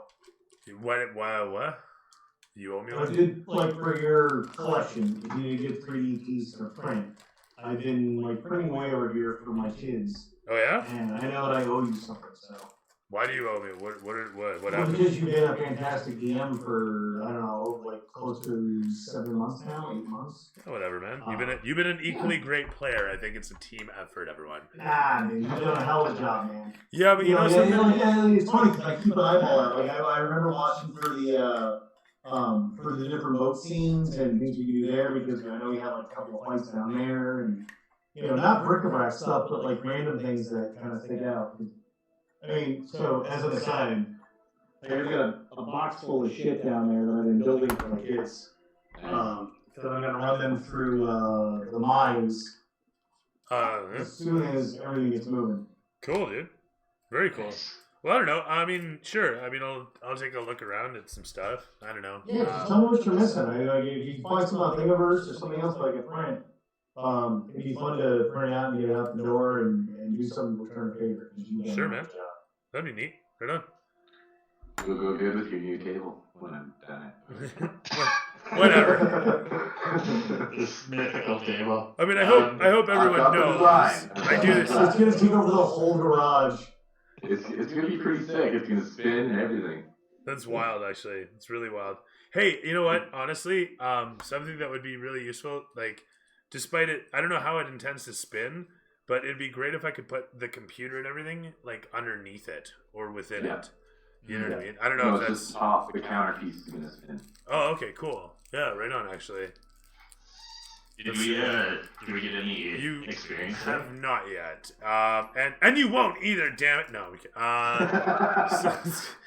Another 400 experience sounds about right. You guys need to gain a level pretty quick here. If you don't with that. If you don't, we're gonna die. Well, no, it's just, it'd be good to have the extra abilities that come with, well, for example, 3rd level, because I think Shawnigan's Third already... levels are good. Sean's still at 2nd level for some reason. No, I hit 30 after the stuff from last time. Okay, cool. So that's good. So you're into 3rd level, and then, yeah, as soon as you guys can do the 4th and then 5th, 5th is where you get your extra attack and shit. And we haven't long rested yet. So how much we getting? 400 experience. And yeah, you guys are gonna have to figure out how you're gonna pick up somebody's body when he falls. Anyway, so yeah. And yeah, okay. that dagger, I have no idea what it is, right? The 3-pronged spider-looking thing. Yeah. No. Okay. I'll just put dagger in my bag. Ruby hilt. And 2 wands. Okay. Aye, sir. I was sad when I caught up to Cody there, and that car was roaring by. I was planning on using my acid breath on the car, but it took off too quick. Fair enough, actually. See, wheels in this world, they're not well made or well manufactured or like steel belt radials or some shit like that. These things are typically just molded solid out of rubber. So if you spray them with acid, you're not gonna blow it up. You're gonna melt it down because it's gonna be a solid, like a medical, like a lump, like a medical wheel, right? Like a medical wheel that is just full of foam on the inside type thing. This is just gonna be a solid rubber thing. Think the wonky wheel at the trolley cart. The what now? Sorry. At the grocery store. Like you spit, if you spit on it, you're just gonna get a flat wheel, and you're gonna get a flat spot on your wheel. It's just like the wonky wheel in your grocery store. Oh, like the cart. Yeah, the cart, grocery cart. Like you're pushing along, and there's always one fucking wheel that's taking you left. Yeah. It took me a second there. I was like, what's going? Okay, yeah, for sure. Shit, that would have caused an accident. It's funny actually. So now, in this realm, is it more about? Because I'm trying to like get the pieces together. Because I remember during they make fuels that make cars fly, and they do this and that. Is it mostly flying, and you resort to wheels, or is it you mostly drive on the ground and you use flying in short spurts to like a specialized fuel to get over an obstacle? So, I mean, these are the sorts of meta questions you'd be asking the Fuels Master. Yeah, no, okay. Then I don't want to. I don't want to fuck up. I will ask it then. I just didn't. I No worries. didn't know No, it's something fine. new outside of it. No, it's perfectly fine. To get meta about it, I'm just trying to think what your character would know. Your character would know that different sorts of Mine knows engines. shit. He's got an 8 intelligence. Okay, fair enough. I'm not going to argue. All right. So your character knows nothing.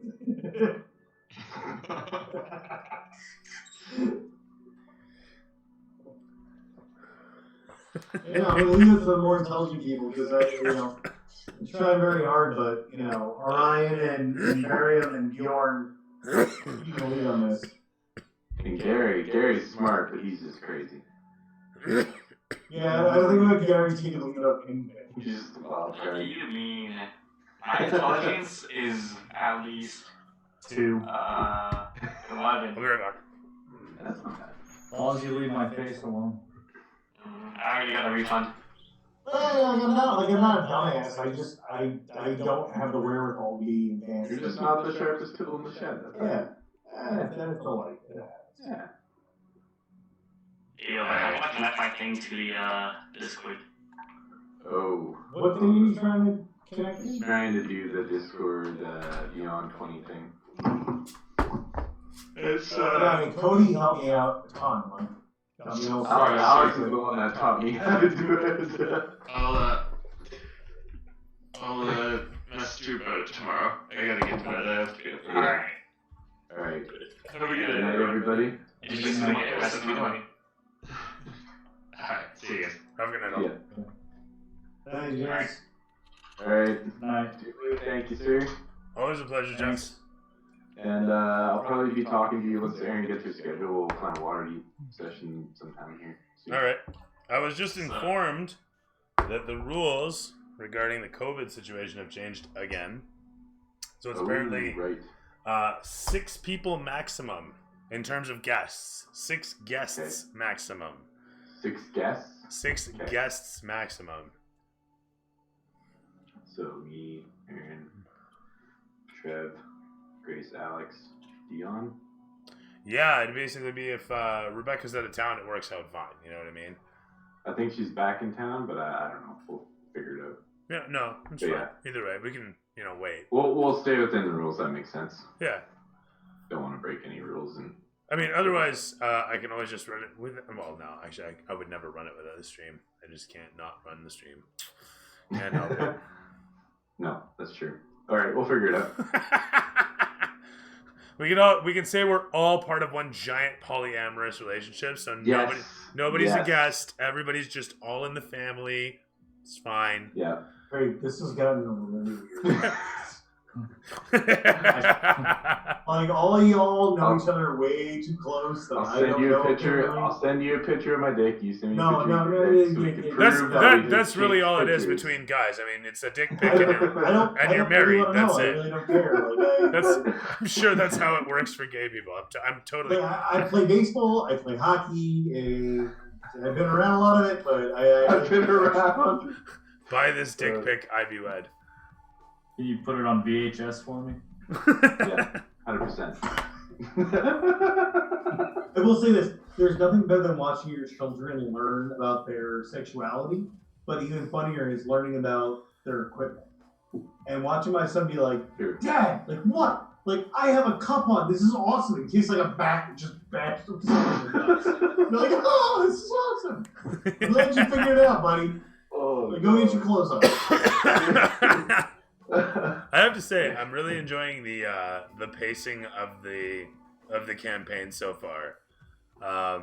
It's really working out. Honestly, it's as far as story beats go.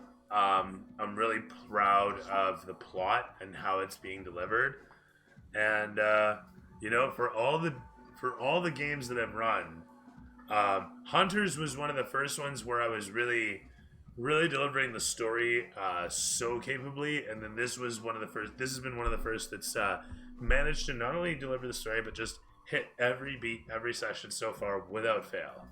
So I mean, knock on wood. It's doing great, honestly. It's fantastic. Yeah.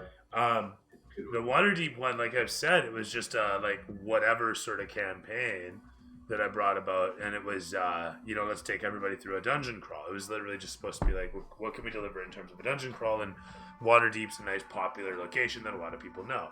It's it's marketable, if you will, and so it worked out. But now it's gotten to the point where there's actually a storyline there, and it's developing, and so I have characters and some intrigue there, and then there's my other campaign, which is just a complete like I describe it, it's D&D with dwarves if directed by Michael Bay. And largely this is supposed to be the same sort of gonzo idea. Like it's supposed to be a high octane, high action, like I was saying what I promised initially with this campaign was, right? If you remember, I said this is gonna be off the wall. This is gonna be something totally different.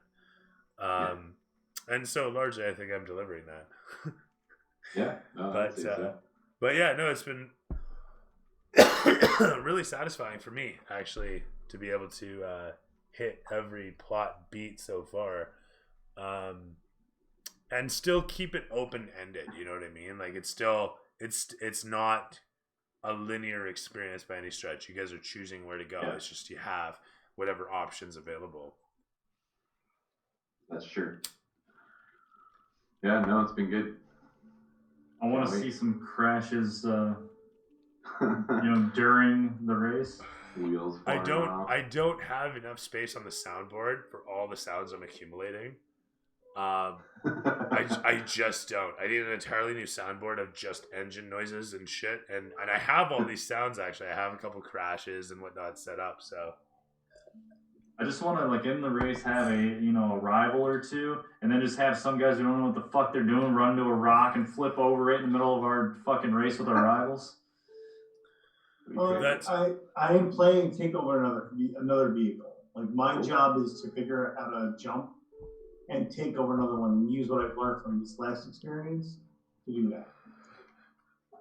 Right on. And it's going to happen at some point. Like we have other people manning ballistas, and from what I've heard about the frame, people are manning ballistas. They got this going on, that going on, and my job is to jump over there and just fuck people up, and then take that vehicle. That's my job. Like a person cannon or something? Just leap, jump. You could throw Gary with a rope attached to him. What if you guys guys gonna anchor them? Had a slingshot or a catapult mounted on the back of the truck, just launched you over at opposing vehicles? I mean, it's a bunch of bump and run, like you guys have said. It's got to happen. Really close. Yeah. Be an amazing ballista operator or catapult operator that could calculate that shit. It'd be hilarious. I'm very excited. I mean, it's leading up to a lot of good stuff, Dooley. It's awesome. Well, I don't know if I mentioned, this isn't the first time that I've run this campaign. Oh, I thought it was a new one. Well, this idea and everything is not, in fact, new. No, I did this years ago, and it was really good, but it went really off the rails, oddly enough. But it lost focus. Like, I didn't have the storytelling chops that I do now. I've learned a lot since. Hold on, the random homicidal robot didn't throw you off. I'm just like in terms of growth, like personal growth, like the fact that the random homicidal robot hasn't thrown you off shows a lot of experience. It's fantastic. What? It's not. How can I put it? And this is not it's an easy out. It's an easy out. The random homicidal robot. The thing, yeah, it's like you don't abuse it. I mean, I don't know. It's how can I put it? I've been doing this a long time. Murder hobo is not a new thing for me. It's just not. Like, I don't mean to be a dick about it or anything like that. Not to say anything about anybody's characters at all. No. But I mean, like, it's not a new thing. It's classic D&D. What are you doing? Oh, I'm gonna do something psychotic. Okay. You thought that was original. Sorry. You know what always impresses me? What is original? You know what is original? Is when a player comes in and has like a concept with more than a layer. It's not just a veneer, it has proper depth. And then they play to it. And like, I don't want to criticize anybody. I hope nobody takes this as like a cut or anything like that. Like, if the subject comes up, you're gonna forgive me, but I will explore it. Just to say this much is that what does impress me about is when people do deliver upon more than a veneer. It is in fact 3-dimensional. It's not just I have a this and a this. So many people come in and they're like, I'm a wizard who smokes weed. And it's like, okay, well, of course you are. Here we go. And I look at that as the same as I'm a psychopath because it's just it's a theme is more than it's more than it is a character, if that makes sense. It's it's a trope. What are you? Oh, I'm the thug. I'm the thug, or I'm the brains, or I'm the whatever. And there's nothing necessarily wrong with that at all. It's a mode of expression. It's a mode of everybody characterization. needs a role, right? And that's thank you. Yeah. Exactly. It's a role playing game. You. So that's but it's taking it to that next level of like the more in depth. Like, okay, your character's this, but what is your character underneath that? And that's just the thing, is why is that character there? You give that kid a pedigree. Like, do you remember Blade Runner? The original Blade Runner? You give the character memories. And as a result, they have a soul after a fashion. Yeah. And that's exactly why I spent so much time writing my backstory for Voldros, because like I wanted to be able to, if somebody asked me a question, be like go through my backstory and be like, this is who I am, like this is what happened, and then also carry on to, okay, this is the present, and this is where my situation stands. So maybe if you wanted to throw something in there from my backstory, the story, you could, and it just adds that next level of depth to it, right? I admittedly don't look into character sheets often enough.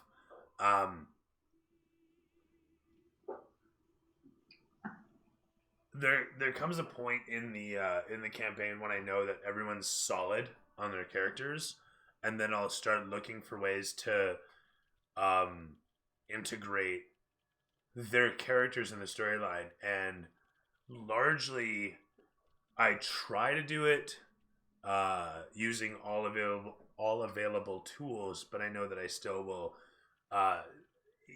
falter and honestly just fail to use resources like the histories that people have depicted or defined in the D&D Beyond. But yeah, it's just one thing that I've got to do is take a look at everyone's histories and start to amalgamate those details into the story for upcoming sessions. And so yeah, it's something you've got me just thinking about, so you'll forgive me if I'm waxing a bit here. But yeah, in short, it is 100% something that helps me out if somebody is expressing that depth of character. And it's it can be hard to do sometimes, and this is largely my fault, is if I'm not giving players ample opportunity to express themselves, which can be hard if you've got like a full complement of 5-6 players. You've got only so much time to give everybody in the spotlight, and so it's all about getting through that as fast as possible. I guess it kind of goes both ways. Like the player should be providing that backstory, and then you should be using that backstory, right? Left hand watches right hand, kind of in that sense. Like you can do your job even better without knowing what that player wants their character to actually represent, and but it is hard for the new guys. This is my second campaign. It's really my second campaign back in years. Yeah. And it's tough to feel like, so in our last campaign, there were guys that had been doing this for a while, and they had backstory, they had their stuff, they knew what was going on. And I felt like I was missing out because I wanted to contribute, but I didn't know how to fill that in. And it was no fault of Dooley's, it's just I wanted to help as a player. And it's really hard to find that hook to help. If I may, I just want to interject and simply say that when it came to last campaign, you'll note I kept backstories out of it. That's all. Yeah. That's all I wanted to say there. But I don't want to interrupt. By all means, please continue. No. You didn't involve it a lot, but as a player coming back to it from a long time, I wanted to make sure I wasn't missing out. I wanted to make sure that I wasn't leaving gaps or doing something bad. Like I wanted to contribute to the story and get it right. Not get it right, but to help. And that's always been my point, is to find the right kind of middle ground, which has been weird here for me to play a very different character from last time, where I was a highly intelligent, highly engaged dwarf rogue that was leading it, to now like, all right, where am I going? Am I gonna follow the big dude? All right, I'm following the big dude. I'm gonna follow the big lump, and then when this goes wrong, I'm gonna go follow the other big lump, and I got something to stand for, I'm gonna follow something to stand up. And it's a very different campaign for me, but it's good. It makes me work other muscles I haven't done. Different characters. Yeah. I mean, as far as different campaigns go, Cody came to my table in Waterdeep, and then is now playing this. Alex, I would attest. I would say would attest the same. This must be a wildly different experience for you. The whole way through. Totally. I mean, you've been doing nothing but sewer crawls for the other campaign, and then suddenly you come into this. I'm actually shocked at how long we've been going. Like, I thought that the Atrocious mission would just be like a 3-session thing, I didn't expect it. It's been a fucking journey, man. Like, it's a long haul. It's an epic story, is what it is. Yeah, it is. Yeah. I wanted the mission to be something epic, entail something that was like my first D&D was this. You know what I mean? Yeah. It's really evolved. It's kind of forced the group to like bond, kind of. I'm thoroughly guilty of doing that sort of shit too. Is just letting it become ridiculously, exasperatedly huge. But it'll make it that much better for like the next mission, because now like our group works really well together and it's very fluid. And I try to pace things such that it naturally evolves that way. We naturally see people grow into things. It's like good games. What they do is they introduce you to concepts. They introduce you to things like. Through the environment, you're forced to jump over things and crouch under things and etc. to learn all the movement controls in the game. And so in this way, you might say when new people come into the game, I try to introduce them to the game by, force feeding them certain circumstances and situations. So they have to exercise certain skills and learn basic mechanics of the game and stuff like that. So skill test, some sort of combat saving throw, and that's it. And then they understand the whole of the game. Beyond that, it's just imagination and asking for what sort of D20 do I have to roll, or what am I rolling against with a D20. So, And you can see it. You can see it in our group. Like even Erin, I noticed she's starting to do other things than just shooting arrows. She's asking if she can like hide behind this thing and ambush them, and like so 100%. she's starting to like build on those basic skills, right? And 100%. then now she's gonna get like spells and stuff, and like then that's The when options it's real grow, fun, yeah. Once the options start to really grow, and you have all these different things that you can do, and then you can become more tactical with everybody else too, right? And that's I will tell you that I'm, I take a lot of inspiration because of the kids and lockdown. Looking forward to this winter and telling my kids like, hey, this is the scene, this is what we're doing. What are you doing? Yeah. And waiting for that moment and you're like, what do you mean? What are you doing? Are you wiping your ass? Are you going to the bathroom? Are you like, Yeah. what do you want to do? I don't care what you do. Like, you want to jump? And so I'm looking forward to it with my kids, and I take a lot of inspiration from that. So I really appreciate that part. Yeah, cheers. Actually, that's one thing I love. As a programmer, one thing I love is encountering other people's work and working with other programmers, because you learn new tricks in the trade, and I see this as that. I imagine it's like like anything. You see another carpenter, you see another actor, you see another swimmer, fucking whatever skill. When you have an example of it, it makes it easier to learn how to do it. And so, that's exciting for me. I think that's very cool. I think it's always nice when someone comes through and they can say that this betters that their approach to the game. Because I know that largely the way I work on my craft here, it's I try to keep it very fluid, right? Like people would say that I roll with it, and that's very practiced, and it's it's this thing of like yes and shit like that, And anyway, the point is that it's cool actually hearing that. So thank you for that. And I'm glad that I'm glad sincerely that it helps you out that way, because at the end of the day, you should learn from everyone you can.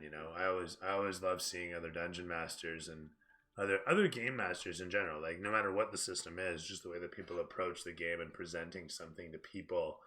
And I mean, I'll admit, largely I'm very I don't criticize, but I'm very critical.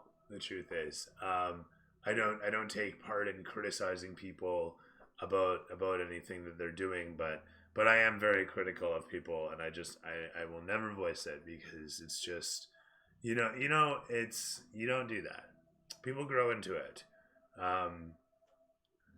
The way that you express constructive criticism. I don't even do constructive. Like, if somebody asks me specifically about something, I will very daintily, very carefully say, something about it. Dungeon mastering is a very personal thing. It's you presenting a world. It's an art. It's, in as much as it is a skill, in as much as it's game design, it's acting, it's refereeing, it's this blend of skills. Playing is just as much so. Like, there's no two ways. Being creative from the player front is its own set of skills altogether. But then I often say that the Dungeon Master is playing a largely different game from the players. And we play one person, you play all of them. And yet the truth is that when you consider, the Dungeon Master's role is to be an objective purveyor and adjudicator. And so you're doing your best to provide a challenge in terms of a game and a storyline and a pacing and etc.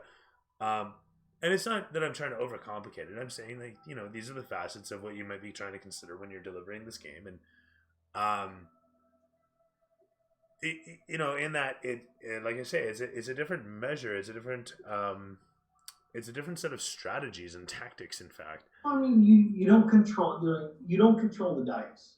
No, exactly right. You pick the times the dice need to get rolled. So it's a weird And that situation. means a lot. You're in fact challenging yourself as a storyteller and your players by providing circumstances where everybody rolls dice and let's see what ends up happening and how we write our way through this. Yeah. And I love that aspect of this game, and that's largely why I like making things complicated too. Because I need it to be, otherwise it's not a challenge. Yeah, but then every now and then, like, Gary tries to rape a llama, and it all goes wrong. I mean, whatever happens. That's a very good idea, actually. Oh god. Oh no. I crawl inside it and I flex. But you deal with it amazingly well, and I take a lot of pointers because I know that when the snow, like, we already had Not snow easy. this week, and I'm really trying to bear down, trying to get all my prints done so that we can put together the first couple of scenes for the kids. And I'm excited to have that chance to, like, introduce them to the wide open world, and how do you hem them in enough to, like, get them to do the things that need to get done, but leave them room to be like, do you want to go, like, pick your ass? Go pick your ass. And that's been fantastic for me as a player to watch. Mm-hmm. Right on. Agreed. It's been a pleasure to deliver Yeah. the strategy and I wasn't signing off, but I mean, if you want to sign off, we can. I was just saying, it's been a pleasure to, like, deliver the challenge and the storyline and have it all balanced out the way it is. I think it's been very cool. Honestly, like, it's just been really satisfying, like I say, to have that pacing and storyline in there, and have you guys experience the world in such bite-sized chunks. Like, honestly, getting that pacing session for session for session, I don't know, it can be problematic at times, but largely, I find with my online sessions, I can just bang, bang, bang, bang, bang, hit each one. It's funny that my in-person sessions meander a little bit, I find. Do you feel like it's forcing it for the Maybe. do you feel in person to be forcing it, but online it's not as much a forcing as a coercing? I don't know. I wouldn't. I feel. I want to say that I provide the same freedoms in person as I do online. I wouldn't want to say that I limit either front. I think players have the same freedoms no matter what the medium is. I think maybe when it's online, people are more focused because you don't have your friend right next to you. You have the screen in front of you. And I think that may have a lot to do with it. I mean, maybe that's just me, but I think from what I can see... I take a lot of bad advice from Oregon. It's not good. What? I only give good advice. I don't know. I think the interactions between everybody are really good, actually. That's another thing about this group is what keeps me coming back so far is just the chemistry between everybody. It's been good. Everyone works together really well. Sean, I'm glad to see you're in here, and it fits great. And a wait. Whatever, man. I mean, shit. Minor things. Guy, let me tell you, I've been doing this a long time. You think, man, you falling asleep? Fuck, that's nothing. Falling asleep during the game is not that bad. And I will, because I know we're still streaming this, I owe nothing but apologies to you because you have done a phenomenal job. Yeah, don't worry about it. You did not deserve that. I was Guy, in whatever. the bag before I started. It didn't help. Guy, that's nothing. Trust me. Besides, you're a good player, so it's perfectly fine. Everyone, whatever. It shit happens, but sleep is not the least of it. Guy, I've had people hammered. I've had one buddy of mine went through. He shows up with a 40 of vodka on a mission. proceeds to Oh, drink God. literally 3/4 of the fucking bottle. I mean, passed out a bunch of drinks too, so like everybody's hammered. So awesome. And then goes outside, pukes in the garden, severely pukes, like that. I don't have anything left in me, so I'm gonna dry heave. It's in the middle of the winter. Whatever. He comes back inside. He's got puke like all over his face. Oh. Yeah. And then he goes through his turn, and then has to go outside and puke some more. He didn't come back in for a while, so we had to go check on him. He had fallen asleep standing up against the post, and when we went to move him, he was actually like his coat was frozen to the post. So that's why he wasn't moving. Poor fucker. We peeled him off there, and we brought him inside. We just set him over in the corner. He was fine, relatively. We got him water, and yeah. Eventually he woke up, and I think he walked home after like whatever. He slept for like 3 hours. End of session came around, and away he went. But that wasn't even the worst. That wasn't the worst. That wasn't even almost the worst.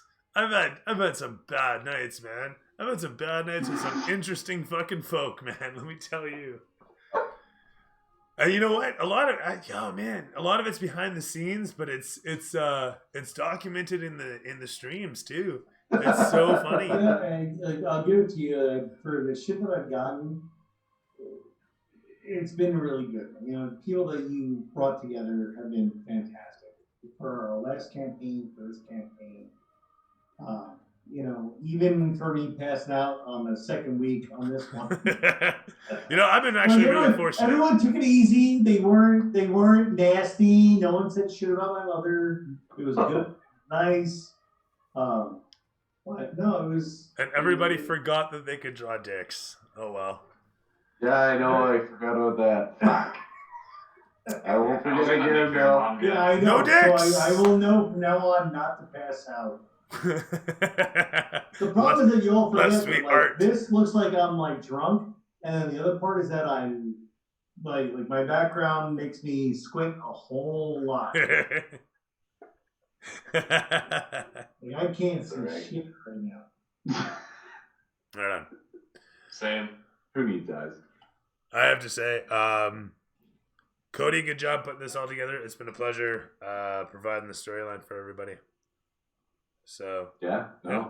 Well, I mean, yeah, you're the one putting it all together. I just thought it was a cool idea. So. I like how you're changing your backgrounds, by the way. Yeah, I was trying to change my backgrounds on the fly. I just kept Googling it every time I'd like change a scene. I was like, shit. Okay. If you like me, see, we stream every what is it? Currently Monday, every Monday and Thursday, 7:30ish to whenever we finish. Until next time, it's been my pleasure to be your entertainer and dungeon master with the palette of personalities that is my plethora of players. Until next time, may your 20s always land on 20. Have a good night, everybody. Have a good night. Night, bro. All right. Night, guys. Good night, guys.